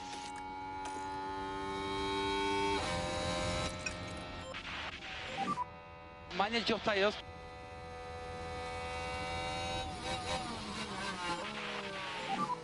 We want to manage our tyre budget.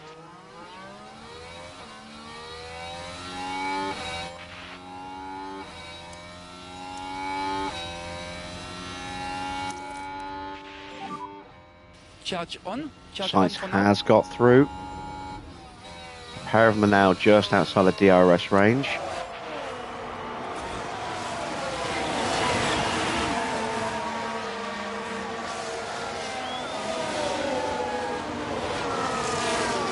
Try and get back in front of Maloney in a moment.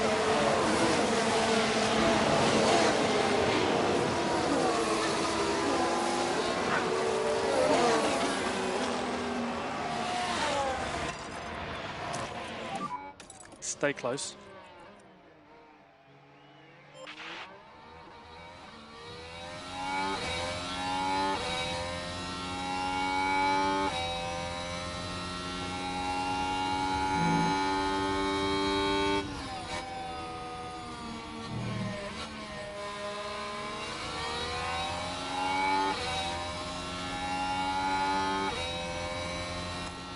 Gotta have the speed. And recharge on is okay, please. Right, Sainz has dropped Zhou, No need to push the tyres. so we should hopefully be able to make a move on Zhou here without spending battery.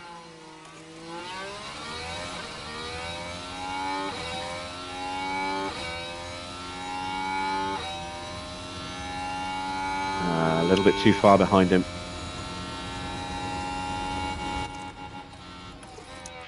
That sets us up for a little bit of harvesting instead then.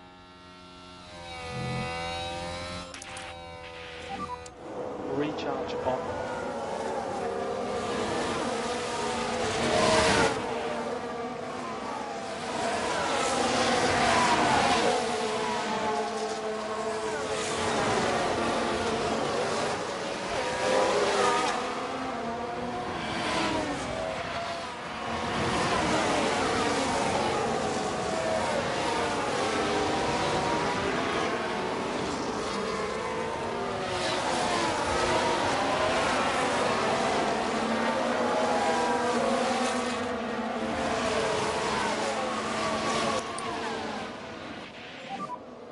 Charge on, charge on. And Leclerc's now suddenly started to make a bit of a move. He's up to 15th. Verstappen's got past Ocon, up into 17th. Red Bull's finally coming alive. They are on mediums, that might be why.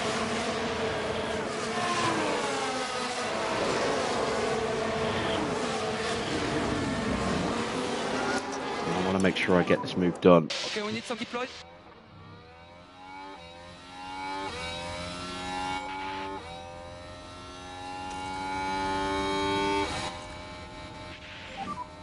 Cool the car.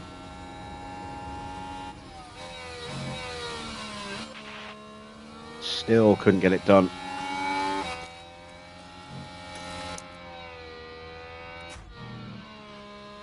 Embry now starting to drop behind as well. We're going to have to short stop her as well. Can push. Short stint her. Charge on.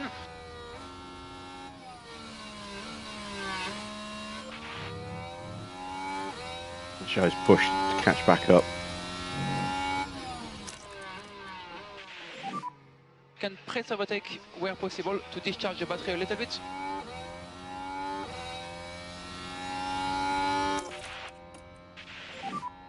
We'll have to do anti-deploy where you can.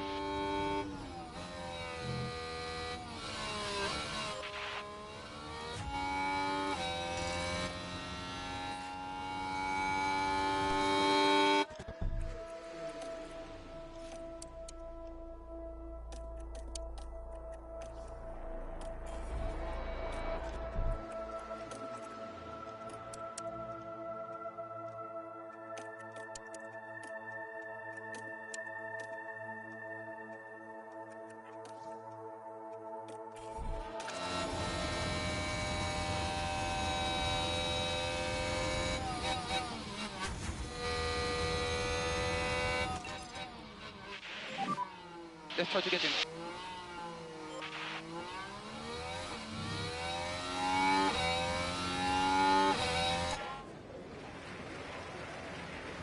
And there is Leclerc. He is finding some pace now on those tyres.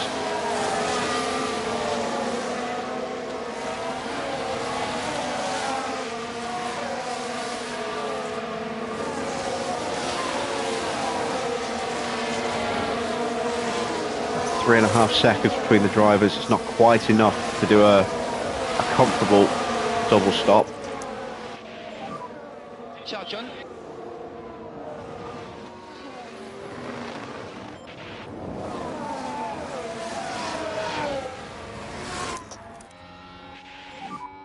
Overtake available.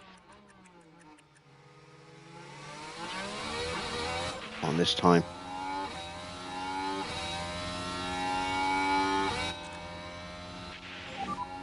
Keep cooling the car. Dive up the inside. Nope.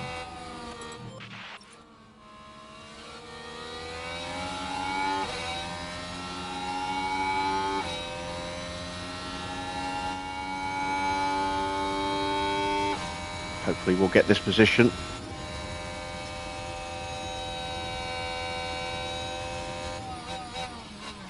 I think we also got the DRS in the process.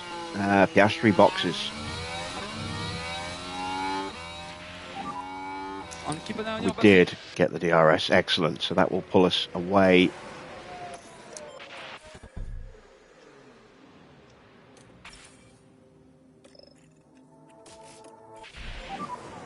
Charge on. And gets Donna close to peak confidence. I'm going to go one more lap with Embry.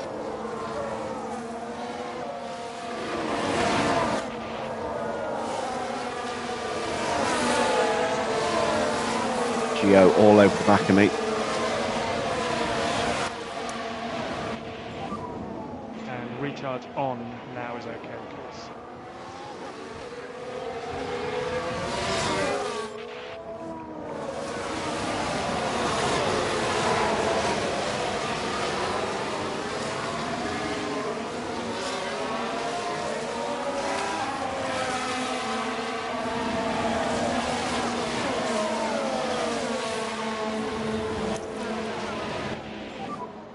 Sev, recharge on then, please.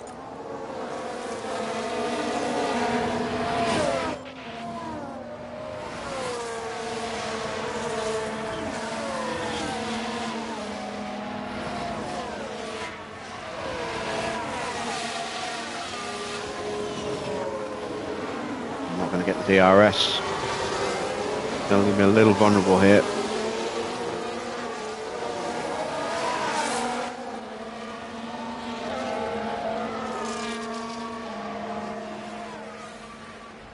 And I've got that move covered. Just be careful with this tyre.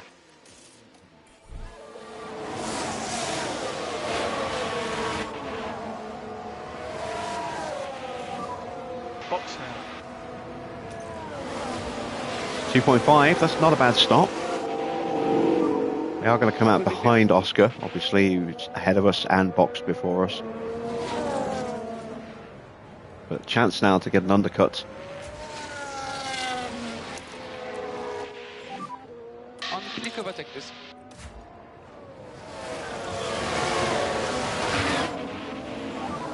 Yellow flag. Protect those tires. I don't know who made the mistake. Or hit someone. There's a yellow flag now. Schumacher's crashed. Oh, he's crashed out of Degner. Out of Degner 2. And given that he crashed, it means he's probably damaged his front wing against the barrier there. Let's see if we can find him. There he is. Drop the pace now, please. Don't see any immediately obvious damage. Hard to tell from the angle. He might have a little bit of front wing damage on that left end plate. Yeah, it's got a little bit of a wing end plate missing there.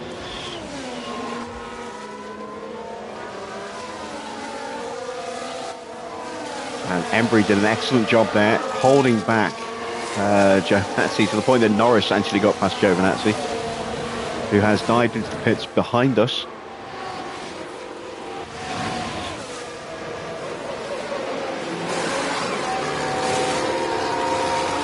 2.6.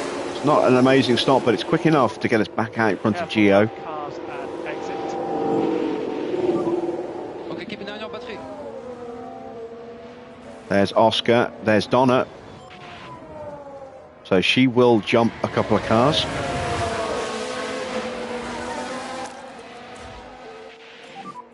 Can use overtake.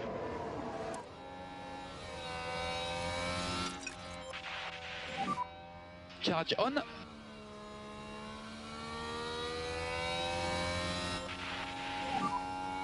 We look after the tires.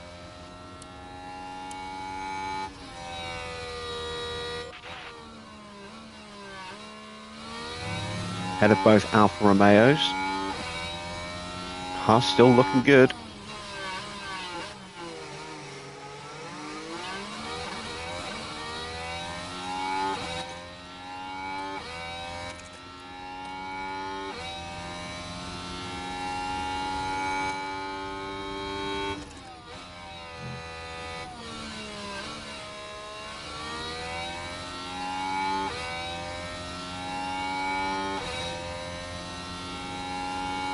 Joe's in the box. Have we done enough with Embry to get the undercut? You can push on tires. We're good on tires.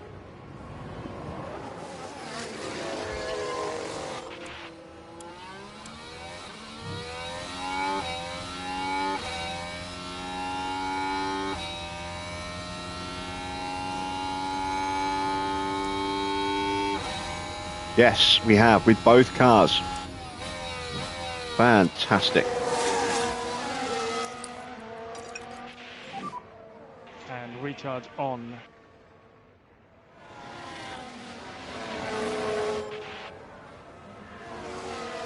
I'm just trying to get Donna to catch up. Nice confidence, just above starting confidence for Embry.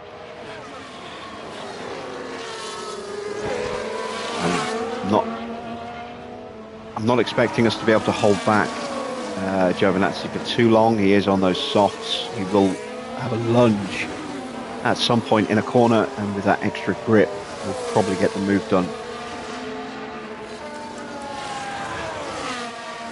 Joe, Hajar, Ocon, Behrman, Schumacher have all stopped. Piastri at mediums as well. Everyone else, apart from Behrman, has gone softs. Another bunch of cars stopping. Race leader Magnussen is in.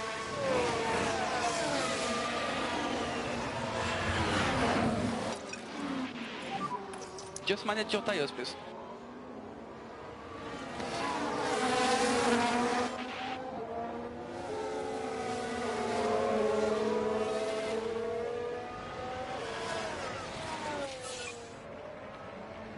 We've jumped Albon.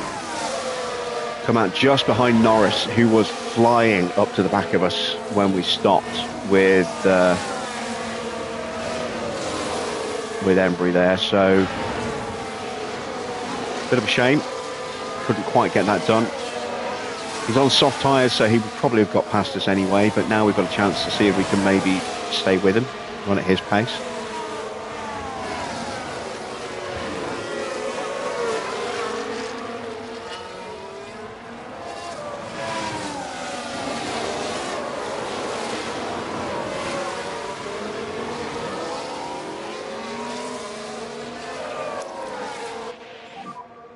Okay, charge on.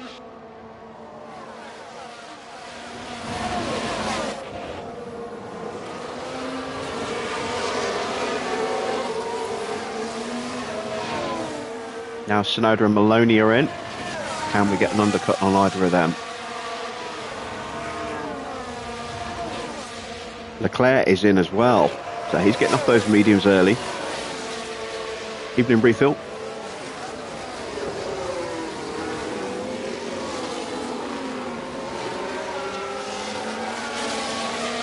Russell in as well. That could be bad news for Max.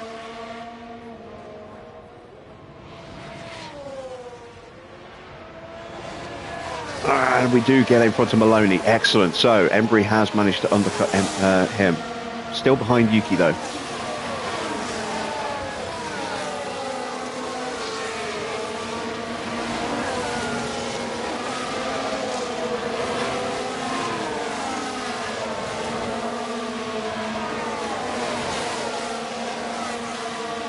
So Porsche, Stroll, Verstappen still need to stop. So we're currently net P5 and P8.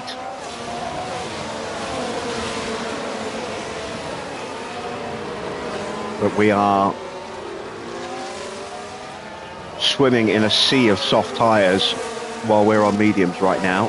So it'll be interesting to see how long we can hold cars back without losing too much time in the process. We are in low defence mode because I don't want to spend time going offline to defend, which would then mean we'll get dropped from the DRS train.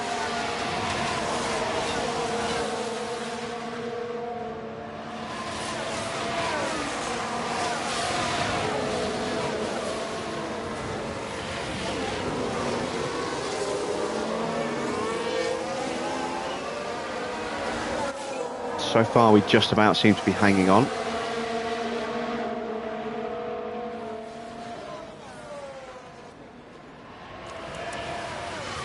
Porsche really is taking those softs as long as he can, isn't he? What if he's going to try and do a one-stop?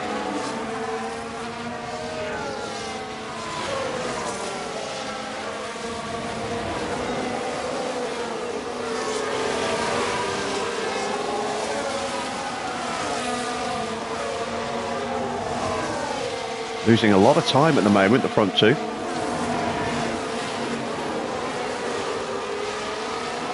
Embry's been dropped. Let's give her a bit of battery and a bit of tyre.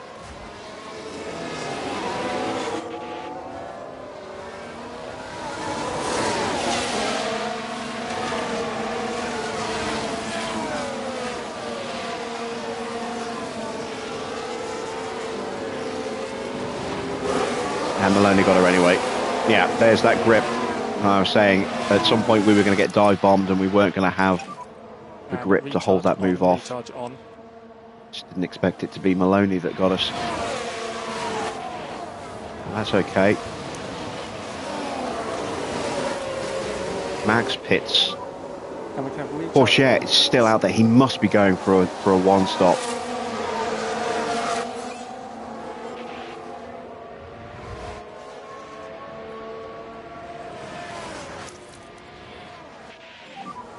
So recharge on.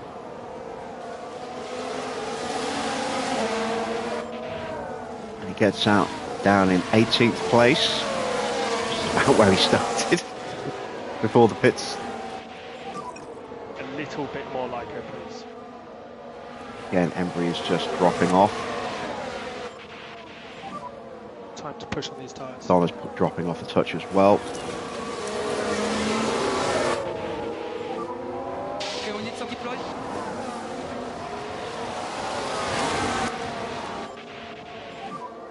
And overtake is available.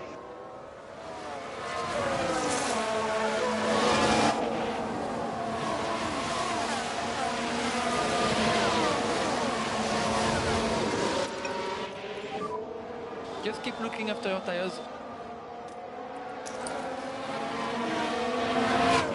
And Stroll finally boxes, and now Porsche is finally in as well. I've got to see what tyres he's going on to.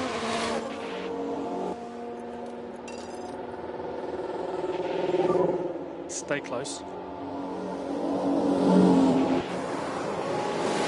Hard tyres. He is going for the one stop.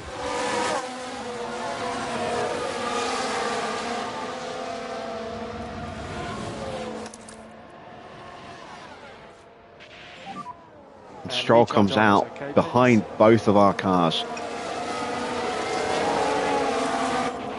He's going for a two-stop. Let the tyres come back to you. Is it P1, P2 this time? I don't think so. It would be nice, but I somewhat doubt it.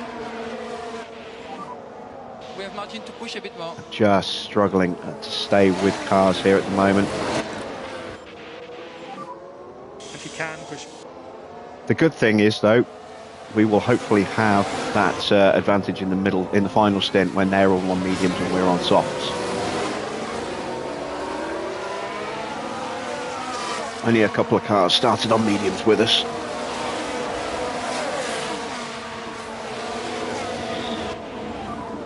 So we keep focusing on the pace. Albon got through. Again, pretty powerless to stop that, unfortunately. I'm going to lose out here to Giovinazzi. We want to manage our tyre budget. No, I am going to start going into a defensive approach.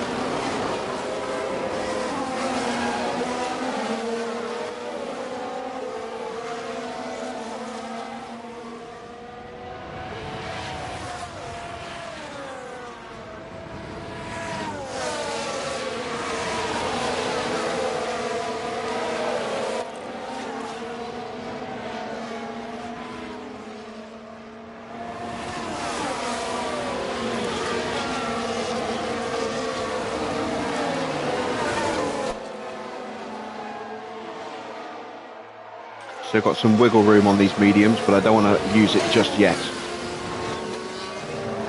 Unless I absolutely have to. Donna is about to get dropped. Let's give her a little bit of a push through this next couple of corners, get her back on the train.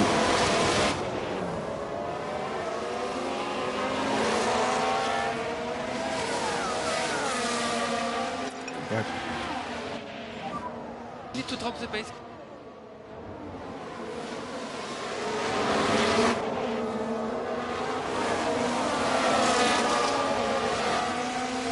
So it really is anyone's race at this stage.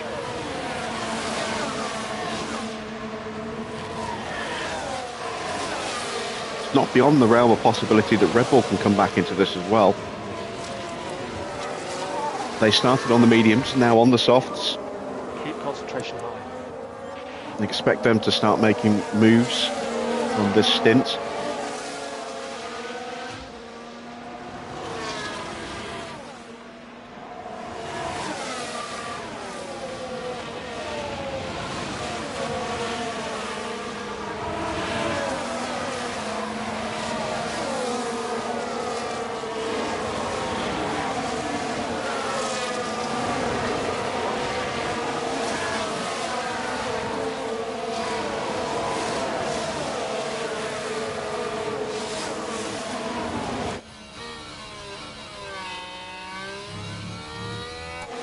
My worry now is that in trying to keep Albon behind, we're going to lose touch with Giovinazzi.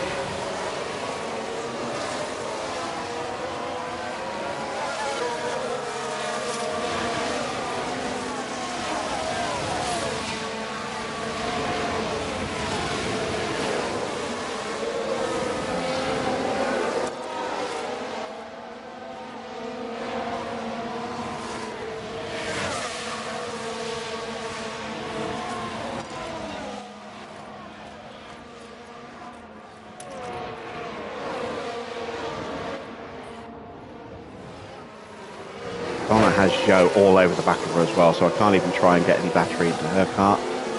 Did I do enough? No, I didn't get the DRS. But I am keeping Albon behind.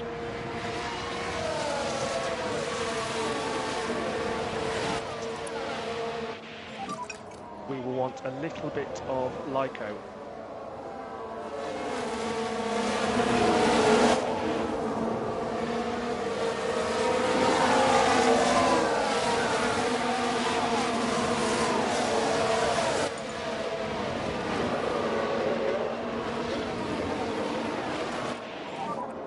Take it easy.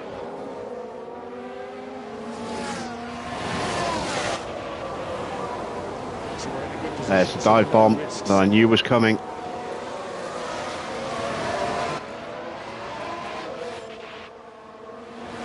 Managed to fight that one off though.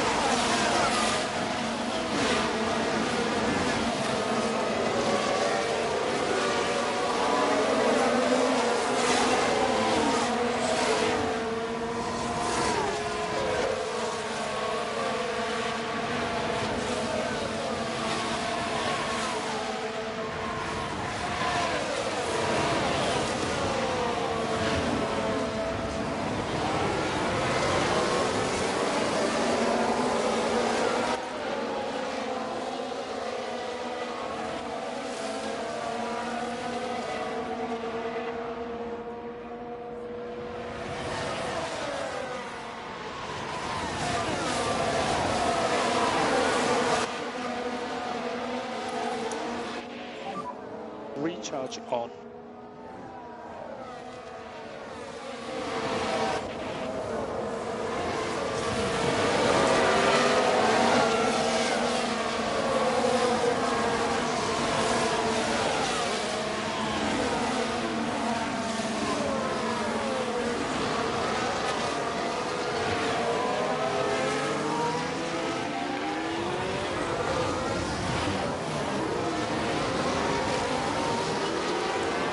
We're starting to see some of the cars in front of us burn their tyres out. Giovinazzi in particular is looking a little vulnerable now. Managed to close the gap by holding up Albon enough for Donna to get back towards DRS range. Now can she stay there?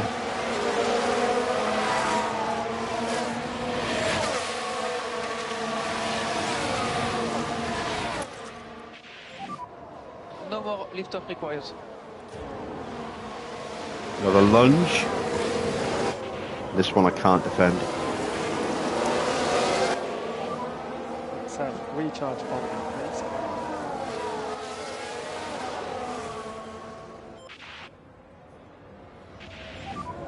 Get back in the rhythm. But at least now, I don't have to worry about defending from behind.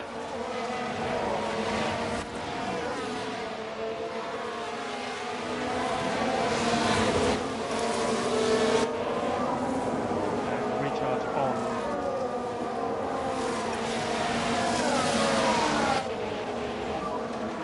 And keep up a bit of lift-off for fuel, please.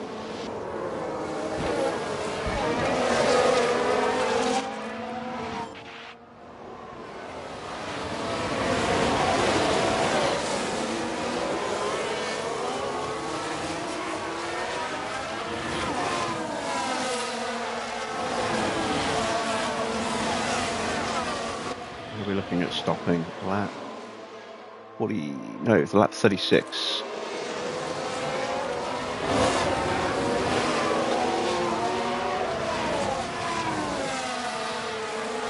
Right, we need to get past Giovinazzi now. Press overtake.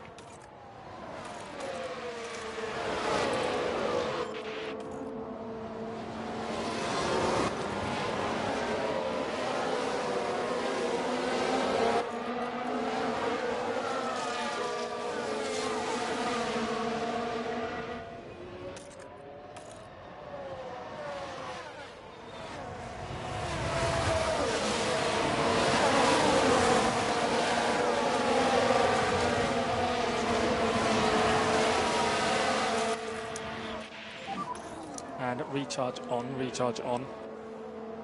The briefest moment I'd broken away from Joe there, it was like, yeah, a little bit of breathing room, and then I blinked, and the gap was back down inside 1 second.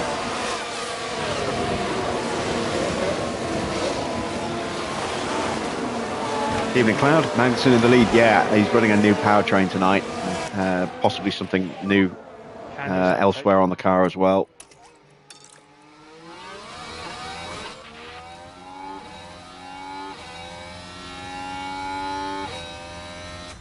Beautiful. Straight through. Charge on.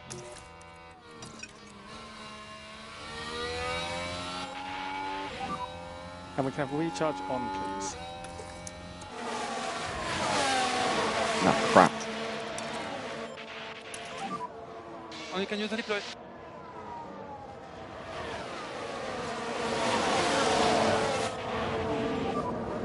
Let's lift off, please.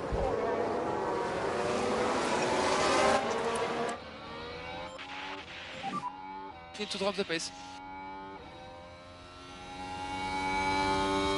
Both Red Bulls got a penalty. No, both Red Bulls got knocked out in Q1. Charge on.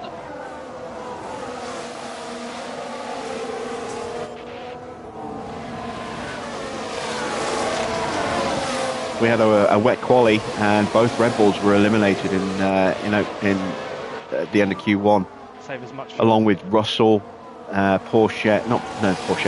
Russell, Behrman, and Schumacher.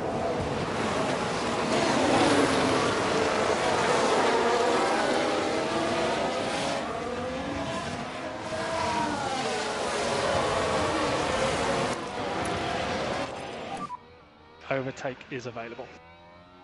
That was too slow on the battery.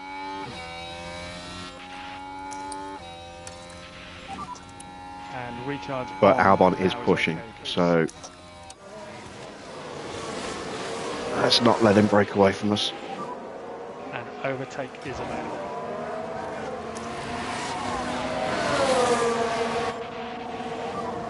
Charge on.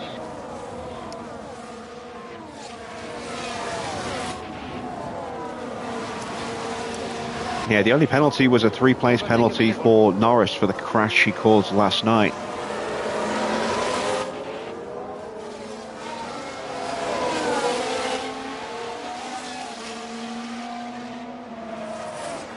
Ferrari.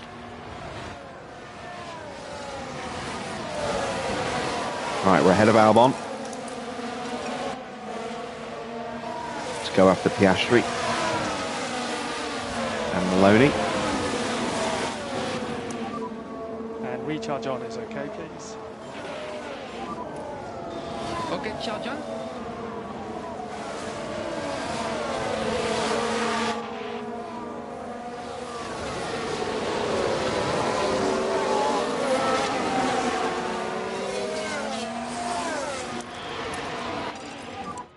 On click overtake, please.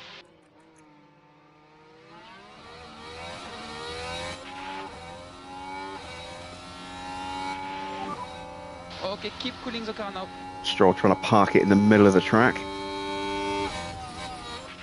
Still getting through. See ya.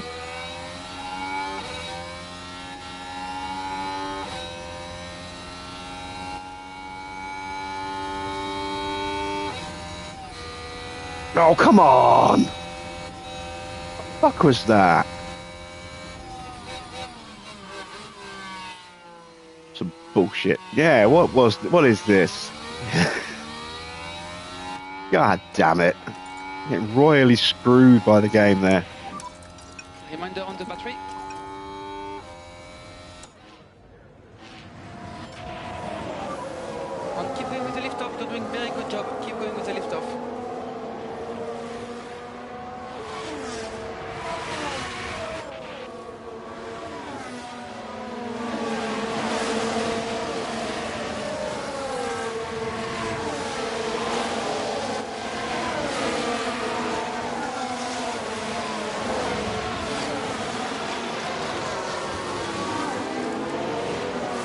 Piastri starting to struggle.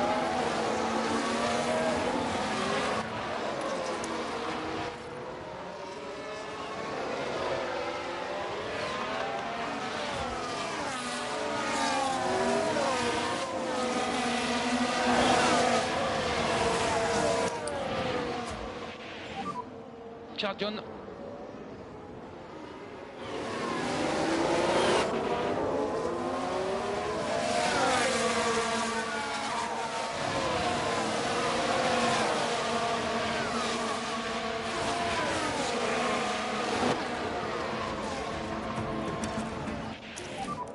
Time to push on these tyres.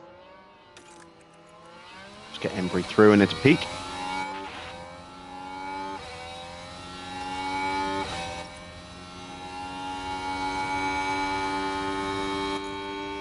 It's all right, Embry, you're allowed to overtake.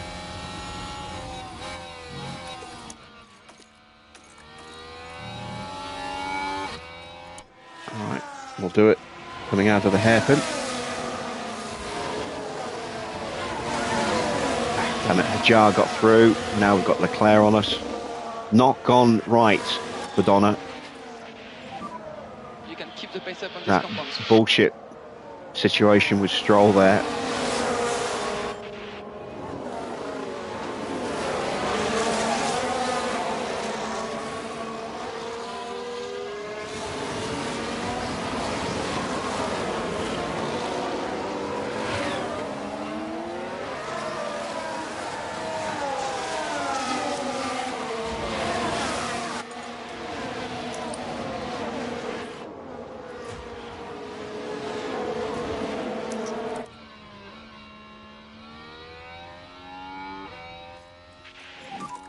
You can press overtake where possible to discharge the battery a little bit.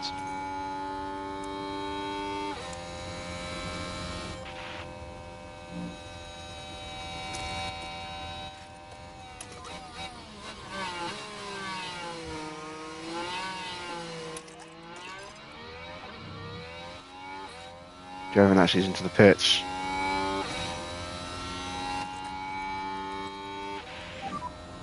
And keep an eye on the battery.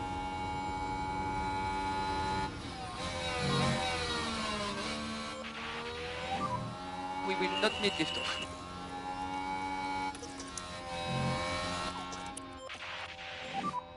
Charge on.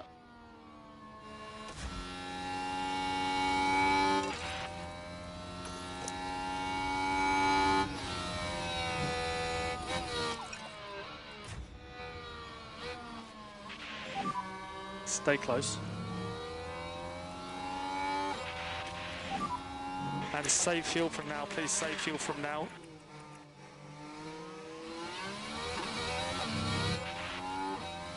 Bad launch out of the hairpin.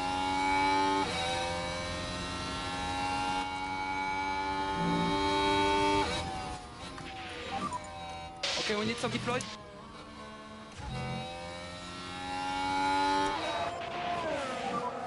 Okay, charge on, charge on. Yeah, F1 Manager 22 was so easy. And when we did a Ferrari, we started a Ferrari series on F1 22, and I think after like 4 or 5 races we were doing first or last challenges because it was just so easy.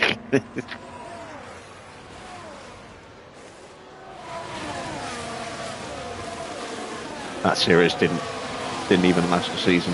It was just ridiculous how easy it was. Charge on, charge on. Have to get past Piastri.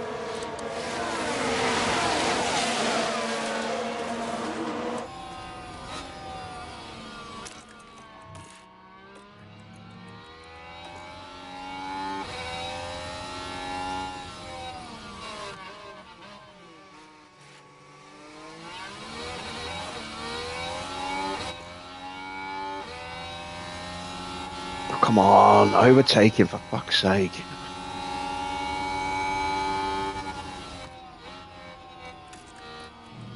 Alright, we'll get him on the start-finish straight.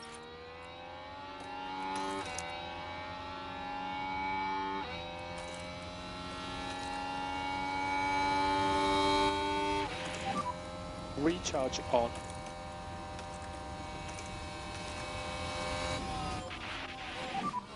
Charge on.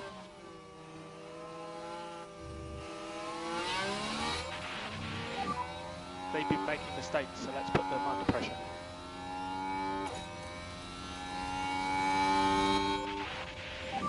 Oh, come on!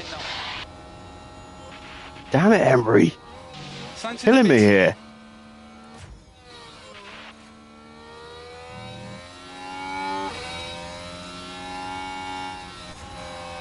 Losing so much time now.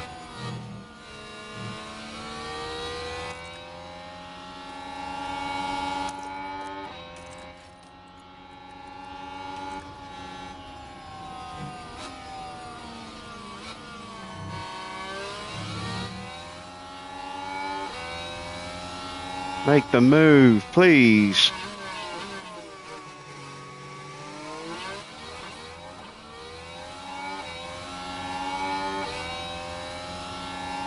Finally.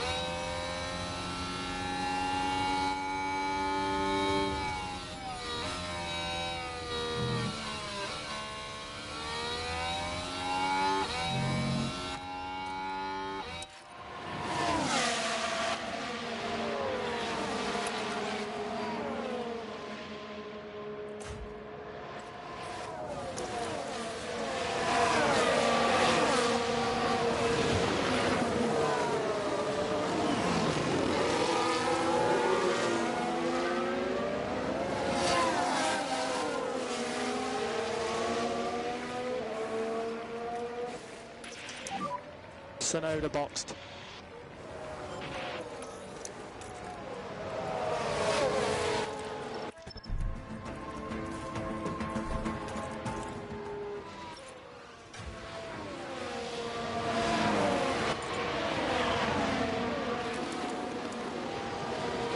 Yeah, and it's about 3 seconds between the two. Box. Don't want to just risk a double stack.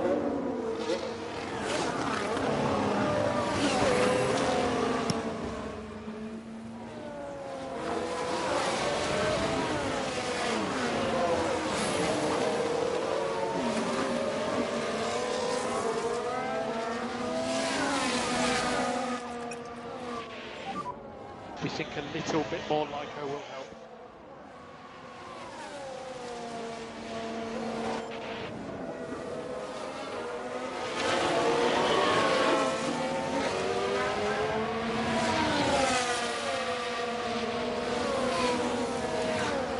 Piastri's probably going to box this lap. Evening, Harvey.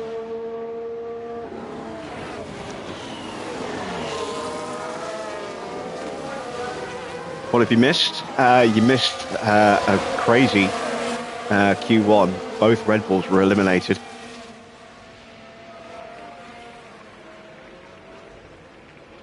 We're getting up to the second round of pit stops. Some have already stopped, some are still to stop. We're about to stop. 2.4, and we got held for Look at your mirrors. Oscar. That's all right. Oh shit, Leclerc got in front of us as well. Oh man. We've lost more places than I would have liked. We have to protect those tires.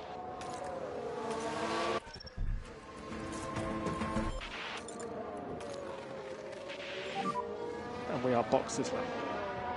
You like my videos? Well, thank you very much. I'm glad you're enjoying the content. That's why I do what I do.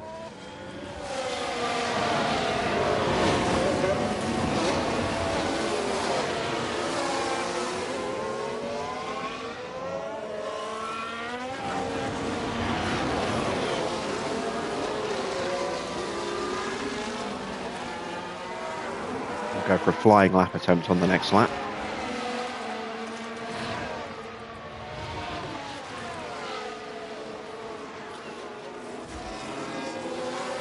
Cloud's so excited for F1 Manager 24. Yeah, same here. I can't wait. Magnussen is in from the lead. Max is coming in behind us.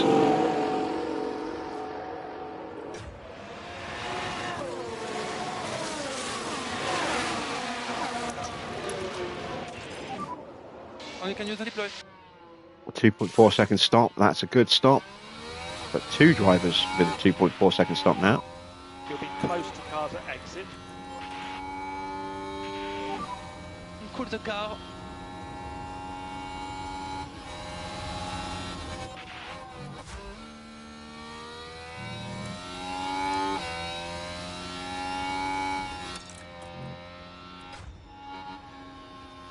All right, I'm going to abort this flying lap. No need to push the tyres.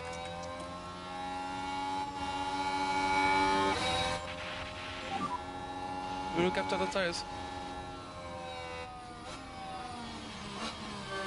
Yellow flag.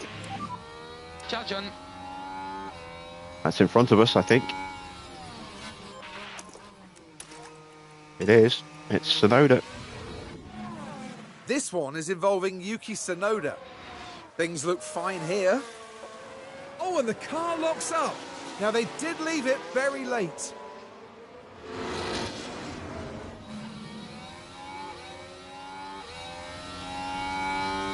So much grip on these tyres compared to the rest of the grid. Love it.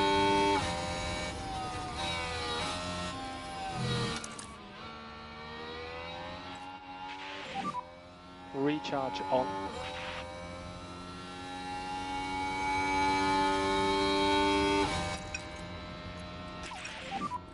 Just manage your tires, please.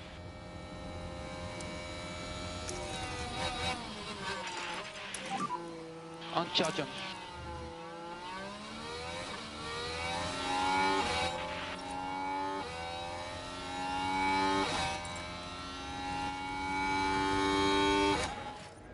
Got to turn that off.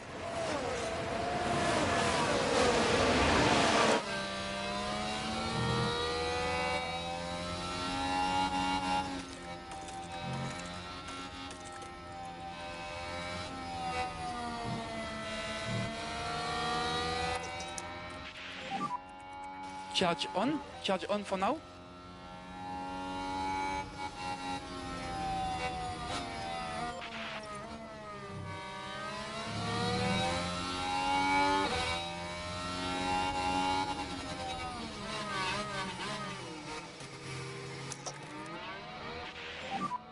Overtake available.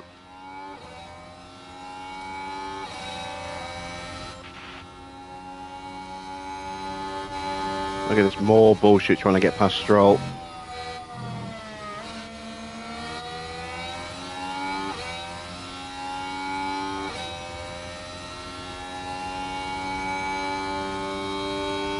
Again, we're not going to get the fastest lap, so we're not even going to try.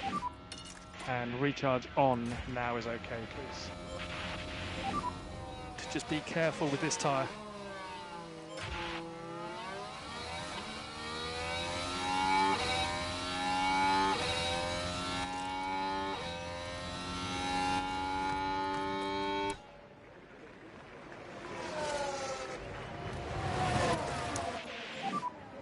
Charge on.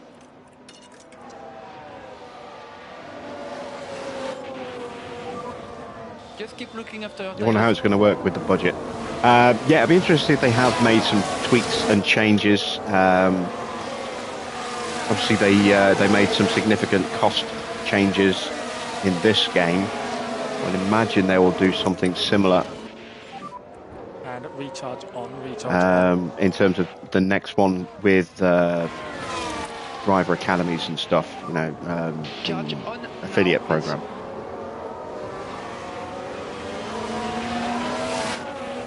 I'm sure they'll get worked into the cost cap somehow.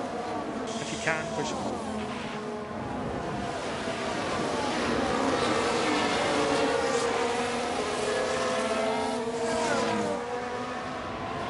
Porsche is going to be dropping down the order on those tyres. He's got a long gap to us at the moment. Maloney's all the way up there. God damn. Haas could be on for monster points tonight, which would be terrible for us, having just passed them in the constructors, then have to give that place back. You're good to push. Leclerc sets a new fastest lap. He's looking to make some moves.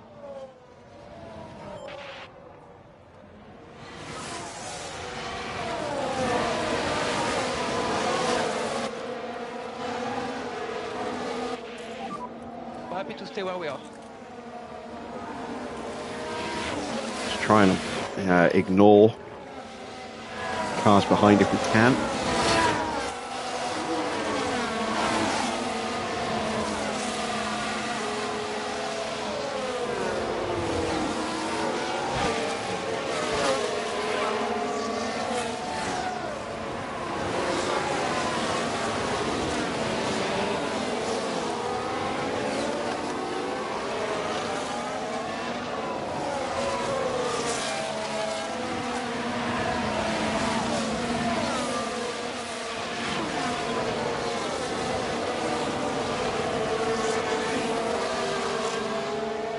Going to be a very punchy last few laps again. I think we're probably just a little too far back to go for the win tonight, but we can get strong points. That's the important thing. Alpha Tauri are not doing great in terms of points. Alfa Romeo are not doing great in terms of points. The only downside to tonight's result so far is that Haas are running second and third at the moment.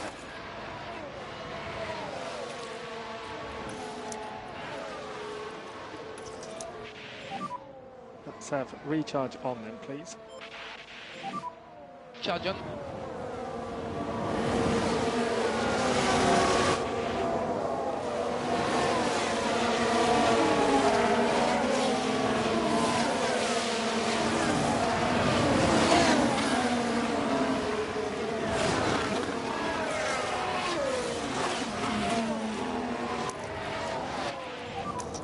Can use overtake.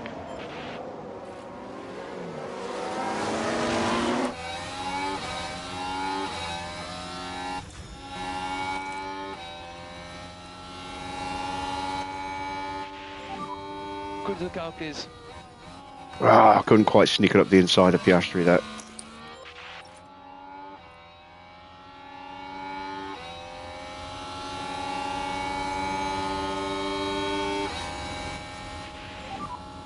Charge on, charge on.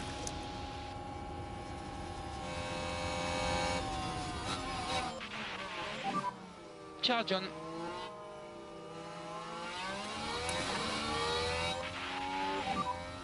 Oh, we can cancel lift off.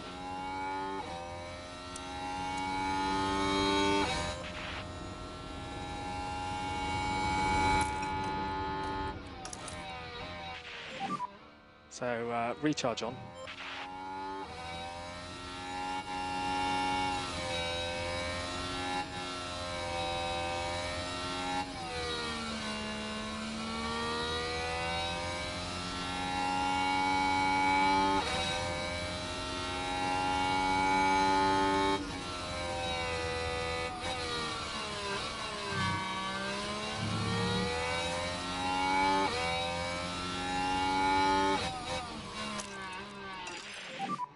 Can press overtake where possible to discharge the battery a little bit.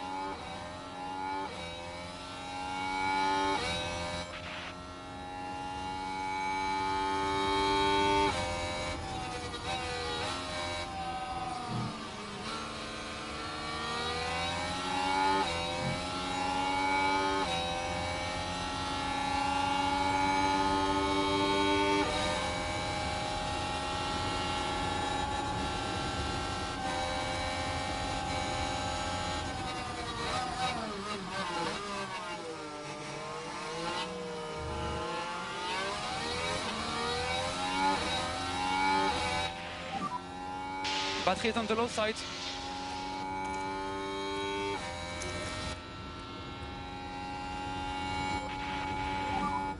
Charge on.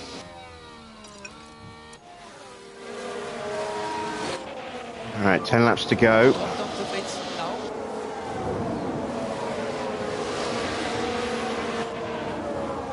Apart from Stroll, we're lapping quicker than everybody in front of us. 8.5 seconds away from Norris, who's probably going to be too quick for us. Maloney and Pourchaire definitely got a chance to get Pourchaire. He's just going to keep dropping. He's going to slow down everybody in front of us as well, which is going to help us close in on everyone. recharge on. Okay, and let's do a small lift off.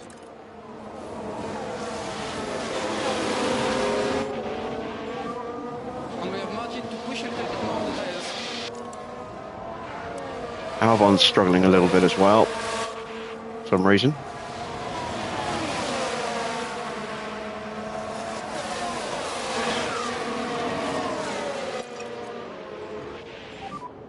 Manage your tires.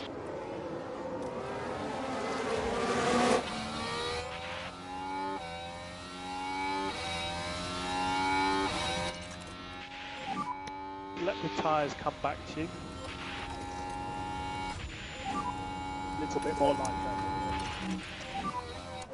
Charge on. Charge on.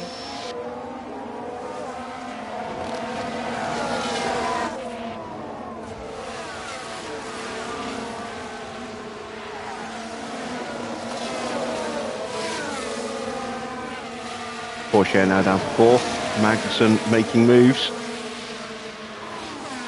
I don't mind Williams getting good points because we're still a long way ahead of them. Want Haas to lose as many points here as possible.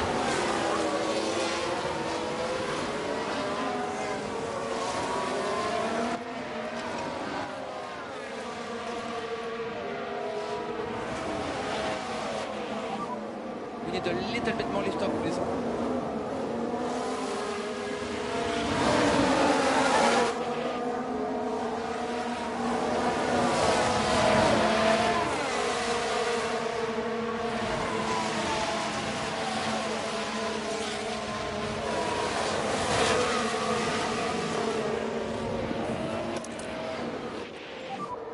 And recharge on is okay, please.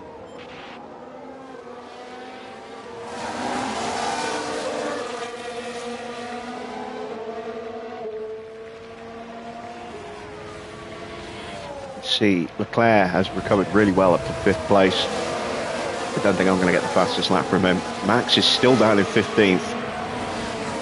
But the title race is still up for grabs between those two.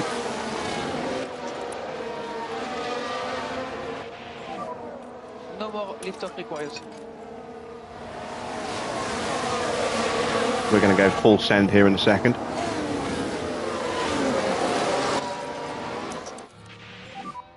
Try and pick our way through Joe ahead.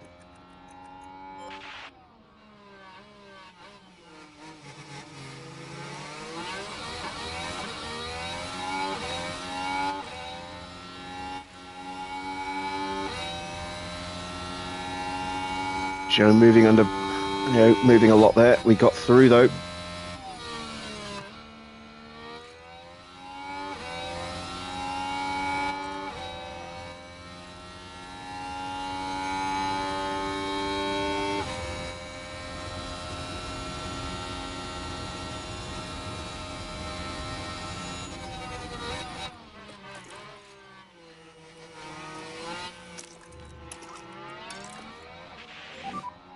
Okay, we need some deploy.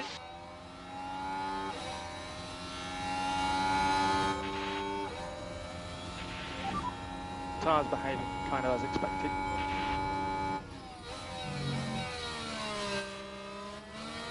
Ah, come on, we had both of them and we got neither of them.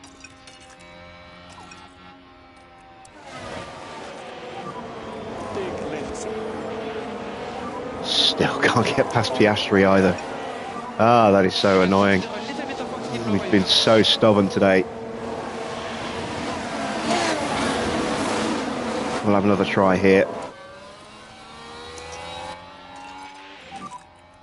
You've got everything. You've got everything. Press on hold available.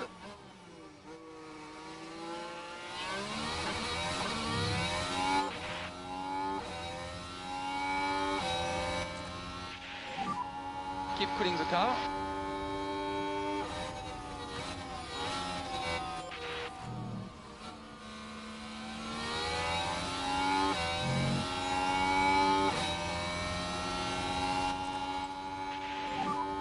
Cool the car.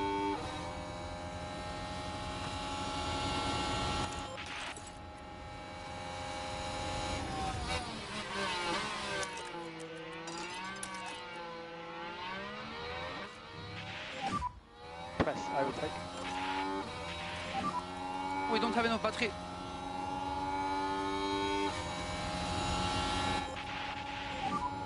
Six laps to go.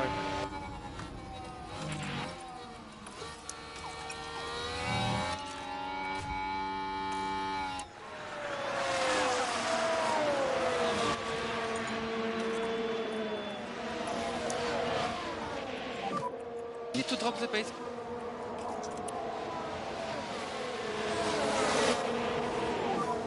You want to manage our tyre budget. And recharge on, recharge on. No need to push the tyres. And recharge on. Time to push on these tyres. If you can, push. And recharge on now is okay, please.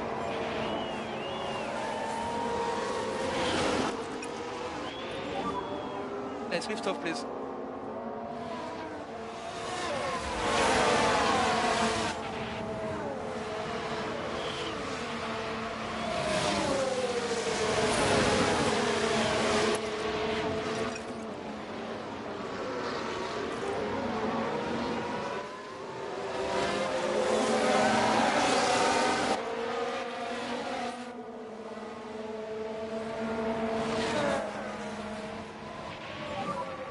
Five laps to go. Damn it! I thought I could get through without using without taking battery off there. Obviously not. Charge on.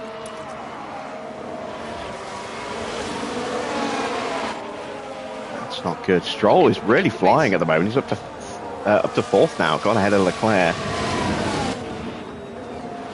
Porsche, sorry, Maloney's still somehow holding Magnussen off.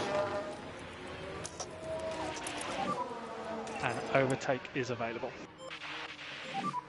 Stay close.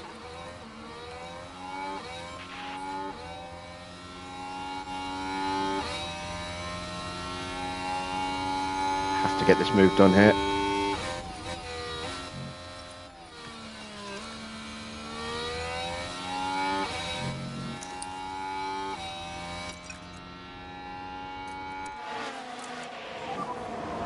Recharge on, please.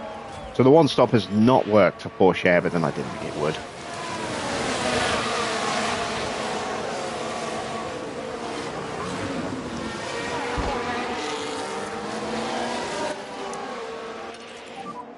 Charge on.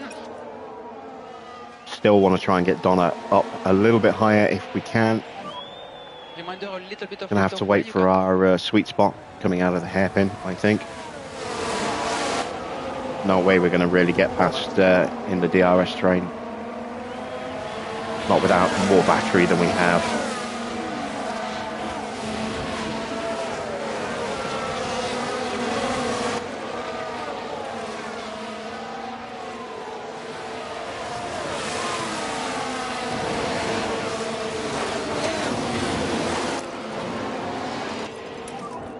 Overtake available.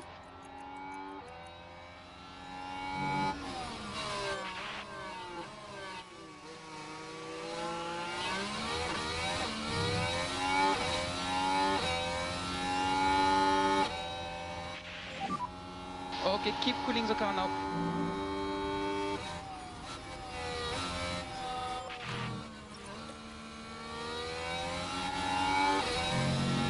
Yes, finally. Finally get past Piastri.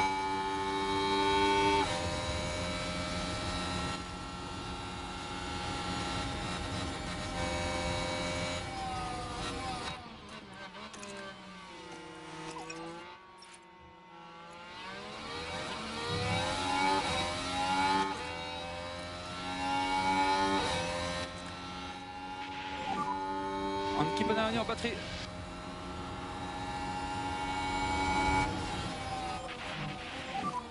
I'm really sorry, we need a bit of lift off where you can.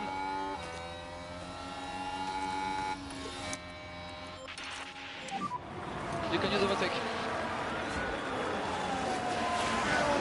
Looks like 6 might be the best we can do. Drop the pace now, please.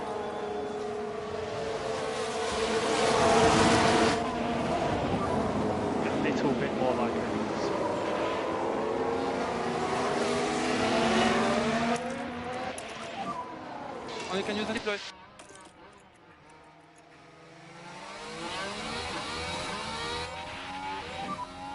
We can still do it. Cool the car. Go on, dive him up the inside. Damn it.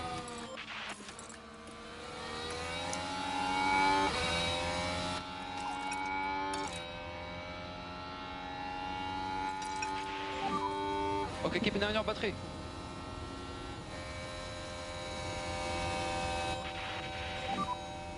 We look after the tires.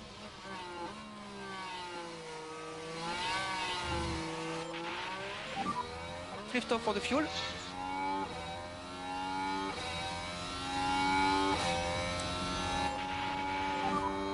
Two laps to go.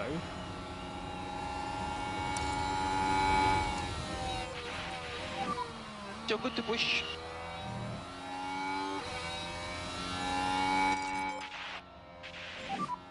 Push now.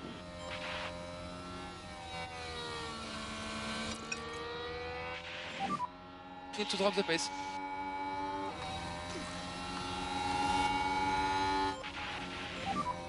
Give it more lift off, please.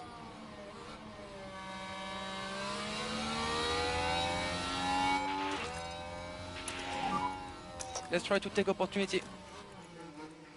Come on. Can press overtake where possible to discharge the battery a little bit.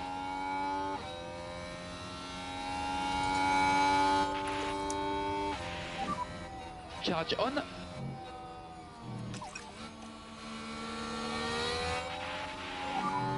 Keep up the lift off. You're doing a very good job.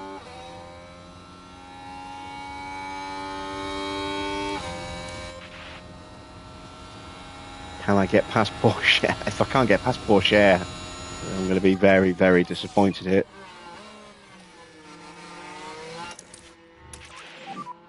Charge on.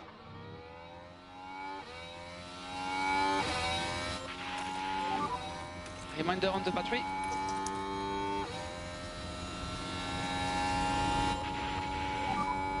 Charge on.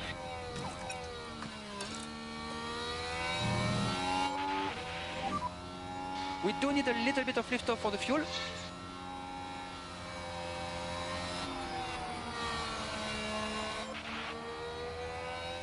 Melanie is going to hang on to that podium, unfortunately.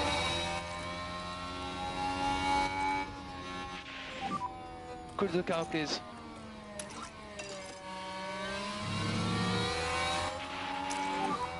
We will not need liftoff.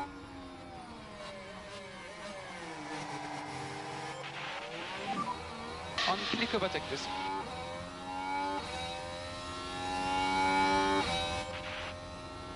I have to get past Teo.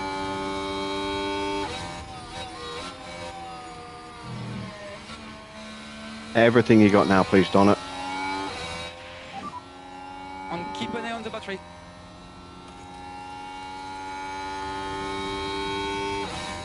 Damn it, damn it, damn it, damn it.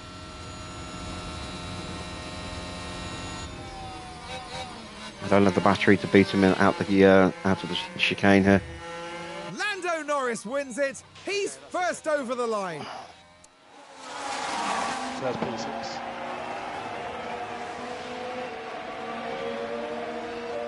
P10 and out of fuel. P6, P10, that's frustrating. It's more points, it's less than I was hoping for. Okay, we take the flag. This is more what I was expecting last night. P10. Yeah, just lost a bit too much time in that middle stint. Maybe I should have gone medium, soft. Medium, soft. But we have outscored AlphaTauri. Or have we? No, we haven't. AlphaTauri outscored us by a point. We have outscored Alfa Romeo, but Haas have picked up a mighty 17 points tonight.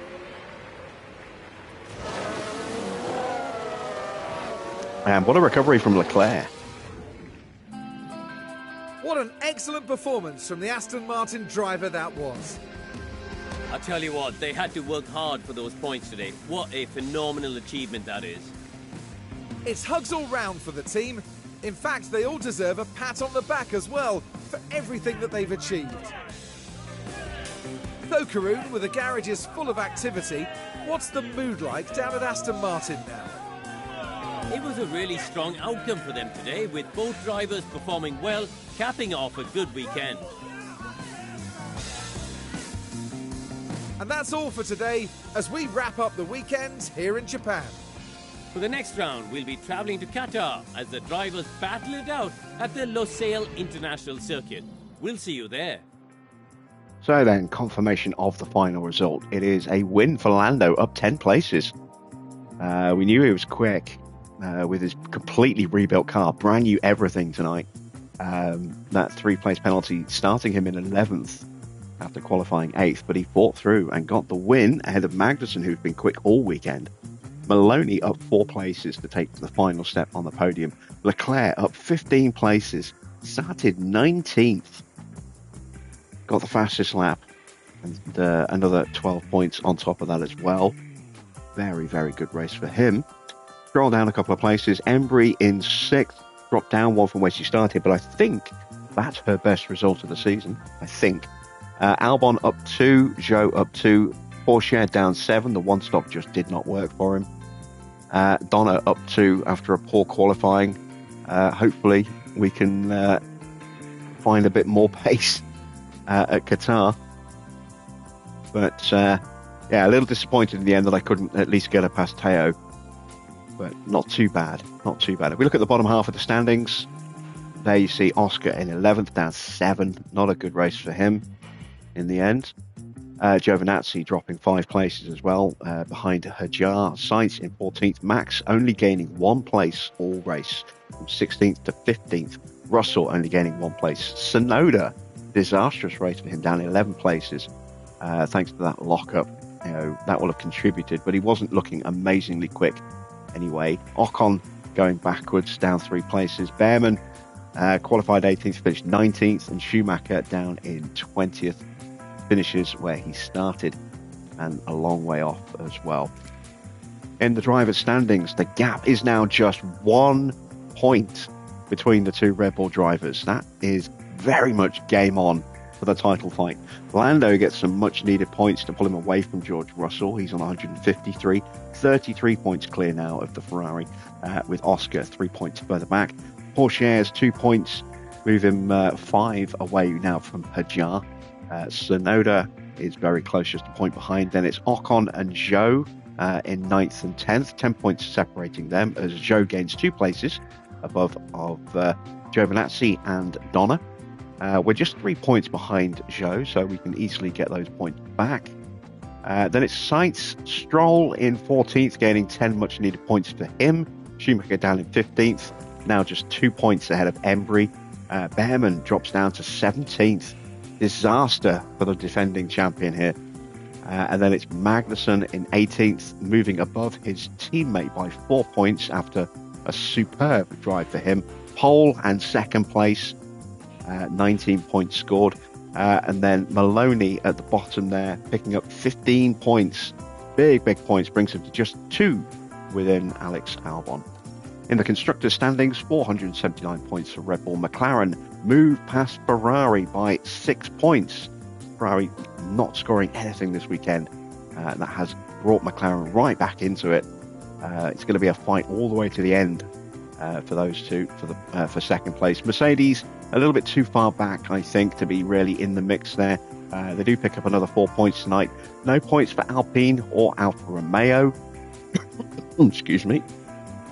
Haas move back in front of us by 5 points as we drop back down to 8th, but we did gain 9 points on the other teams in front of us, so we're now 25 points away from 5th in the constructor standings, just 17 away from Alfa Romeo, our former team. We are also still nicely comfortable ahead of AlphaTauri. We have an 11-point lead as that gap comes down by 1. And big points for Williams, sees them go past the 50-point threshold up to 58 now, but still a long way, 55 points behind AlphaTauri, nearly double their score. Let's take a look at the pit stops. We had 2 pretty good stops, at least I thought we did. We had two stops in the 2.4 range. We don't even make the top 10. That's frustrating. And once again, it is Red Bull, AlphaTauri in the standings. So Red Bull will again stretch their lead a little bit. Then Ferrari, 5th and 7th, good points for them. McLaren sandwiched in between with Norris there. Alpine 8th and 10th with Zhou in 9th. Standings look like this. Red Bull 522 points now, 44 points clear of AlphaTauri. Then it's Ferrari in 3rd, 16 points tonight. They've stretched their gap over McLaren in this competition a little bit. They are now 29 points clear. Alpine move 5 points ahead of us, but still very close. We can hopefully get back in front of them.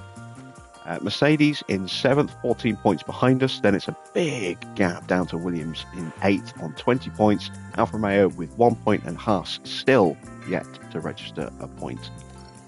And there you see our stops, a 2.41 and a 2.46. I thought we might get, low end of the points. Didn't even make the top 10. I'm a little disappointed there. Report cards. 7 and 6 going forward for Donna, 12 and 9 in defence. And Embry, 8 and 14 going forward. Overtaking let her down, but she was superb in defence again, 24 and 8. So good numbers there. No experience for Anne tonight with the weather. I didn't want to risk putting her in and making it difficult for our drivers to get the time they needed on track. So we won't see her again now, probably till Mexico, as Qatar and Kota are both sprint weekends. And as far as the sponsors go, well, we didn't get the fastest lap. That's the only thing we failed. We got the finish position, which was 2 in the top 12, I think. I got the quali position, which was 1 in the top 14, I think. No fastest lap. We did get both cars in Q2 and 1 car in Q3, as per my guarantees. So we make another 600,000 on our base rate there. Not too bad.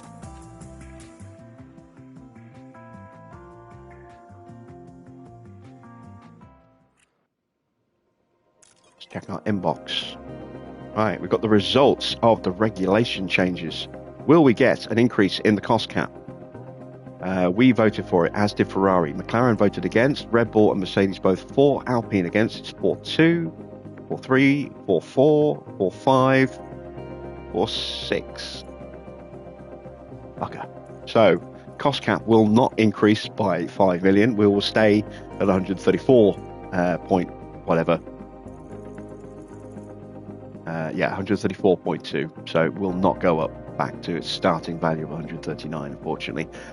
Stroll scouting. 15 months left on his contract. I want to see his stats. Not interested. Not interested in you, mate. Do one. Oh my god, look at this. This is ridiculous. He has a 98 in control, the man who crashes for fun. Come on. A 100 in the wets. That's ridiculous. He is the most overrated driver in this game by miles. 97 in defense. No. That's ridiculous. Absolutely ridiculous that he's that good. All right, Max. 3 months left on his contract. Will he leave Red Bull at the end of the season? I highly doubt it. But you never know. 100 in cornering and braking. 100 in defending, 98 in overtaking. Aggression average. He's one of the most aggressive drivers out there at times. I find that, he has calmed down a bit in recent years, I suppose, but when he gets under pressure, he still is quite aggressive. 90 on the reactions. He hasn't got a single stat lower than 90. Pretty good. Lando, 27 more months. So he's contracted for another 2 seasons after this one. He has a couple of stats in the 80s. His adaptability is 84. Yeah, again, I think that's wrong. I think he should have the better range stat than Stroll. Maybe not 100, but he should definitely have a better range stat than that. Accuracy should be better as well. 100 in control, 100 in smoothness. Yeah, pretty much agree with those. cornering, braking, reactions, all pretty good as well. Overtaking and defending, good. Leclerc, he's got another year left on his deal at Red Bull. 98, 96, 93, 94, 96, 80, 94, 94, and 86 on smoothness. See, that's not so much Leclerc, that's down to the Ferrari eating its tyres. Hopefully in the new game we'll see a much more realistic smoothness rating for Leclerc. Adaptability 91, overtaking 93, 94. George Russell out of contract at the end of the season. 100 in adaptability. Again, I don't think he's that great a wet driver. There are certainly better wet drivers, I think. Good accuracy, good control, good smoothness. I agree with the smoothness. Cornering, braking, reactions. Yeah.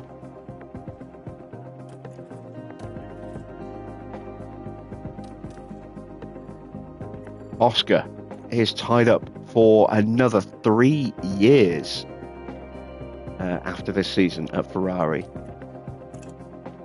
Look at that, his cornering's now up to 99. With all the hard work we put into Oscar has paid off for Ferrari, that's for sure. His smoothness still needs some work at 80. His overtaking still needs a bit of work, but look at the adaptability. I would kill for a 98 adaptability in one of my drivers. That is superb. We put a lot of time and effort into him. And that's everybody, isn't it? All right, so we can do some more scouting.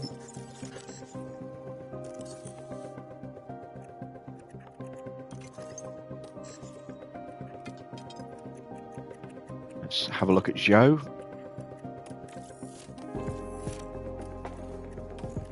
Teo. I'm curious as to how good he's got. Isaac. Yuki.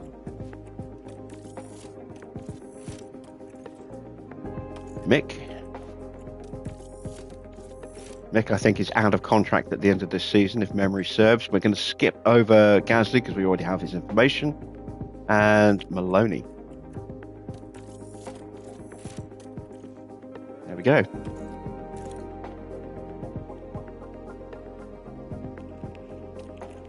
Yeah, I can't see Gasly getting back on the grid. His stats are starting to degrade now. His pace stats are starting to go down. What else do we need to do? Car inspection, let's have a look. So we need to change front wing, rear wing, side pods, and underfloors. A lot of parts that are broken. That's it. One spare front wing. Rear wing is going to go after Qatar as well. That rear wing has already gone. That side pod has gone. That underfloor has gone. I think the other one is okay. Oh, no, it's medium risk. That's going to be tight. It's going to be very tight as to whether or not we can get the new ones out in time. Might have to do some, well, not emergency, some rushed manufacturing maybe. Where are we? 11 days away. 8 million in the bank. Research finishing in 2 days. Let's skip forward 2 days then. It's a spare front wing. Going to probably need more than that now. 2. I'm going to need another side pod.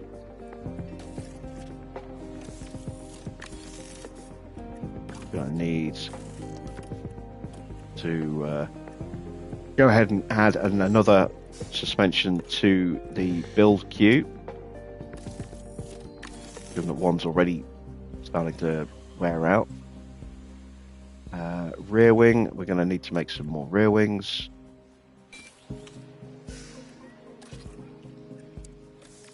Do 2 of those.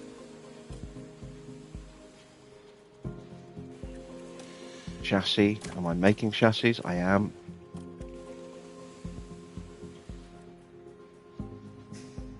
Side pods on the way, underfloor. Far away is it? 7 days. Yeah, we can get that into production before the start of Qatar. That's good. Right, let's get a new research project up and running. Side pod definitely needs more. How long to the next ATR? 40 days.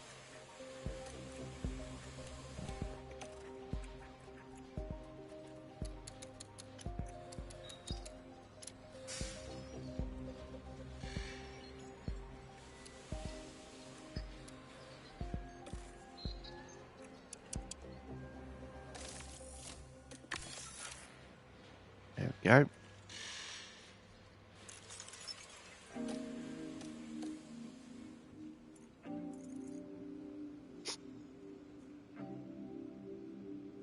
So we have gained a little bit there. Nothing stellar.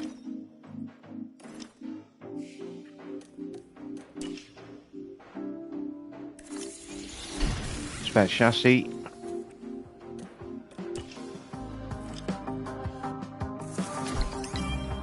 Yeah, goes up another rating point. Let's check in with our staff, actually.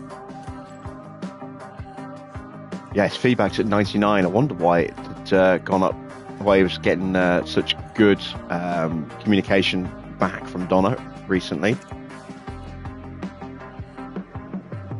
We're not even training that stat at the moment. We're working on composure and communication. William Joseph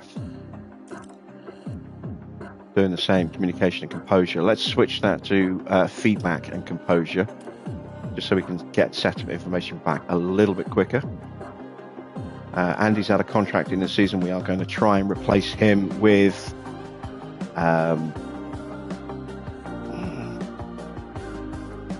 never remember his bloody name, the Red Bull guy, Jonathan Wheatley, who's actually no longer the best, apparently. Wow. He's been overtaken by Ron Meadows.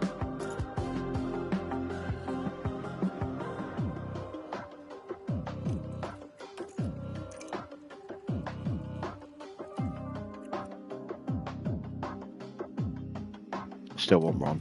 I still want Jonathan.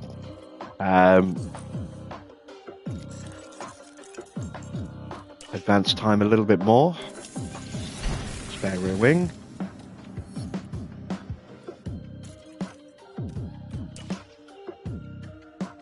And there we go, the underfloor can go into manufacturing now. Will give us, as you can see, quite a nice boost to our downforce. Not much of a boost to our speed. Didn't really need it, to be honest, still don't. Acceleration, little boost will be nice, but the downforce and the dirty air tolerance boost is what I'm really needing. Gonna go for 4 of those. Get us through to the end of the year. Austin is 16 days away. We will go in without a spare if we do that, but that's okay. Rushing will get me a spare for Austin.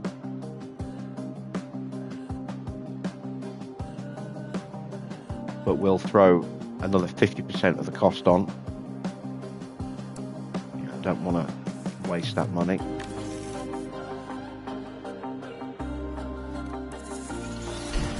Side pod manufacturing is finished. What have we got left going through? The suspension, which is now just 4 days away.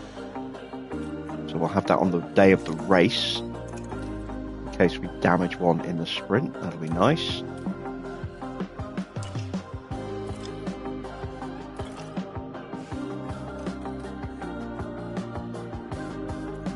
And there we go.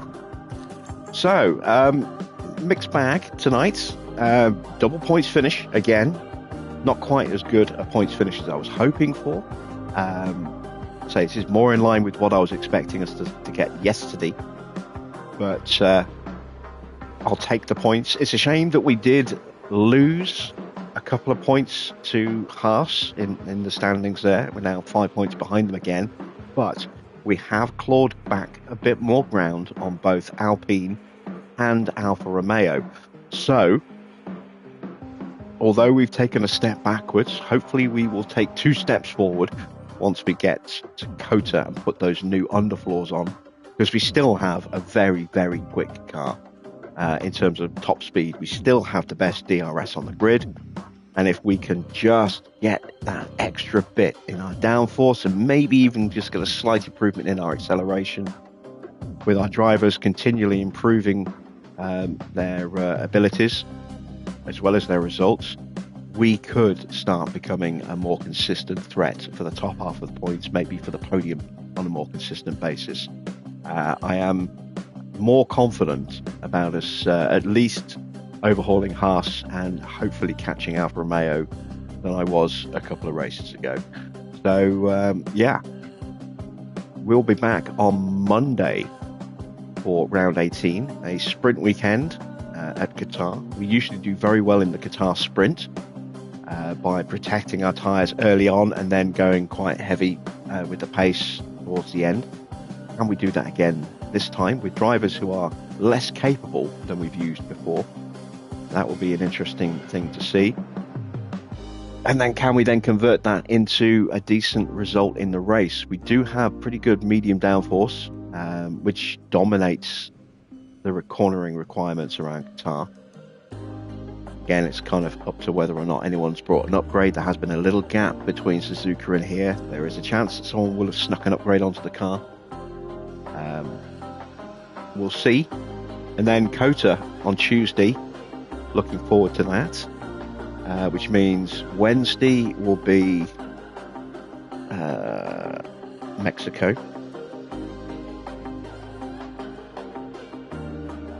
And then, let's see, because I can't remember. I think after that we go to Brazil. Yeah, after that. So that's Monday, Tuesday, Wednesday, Thursday, Friday.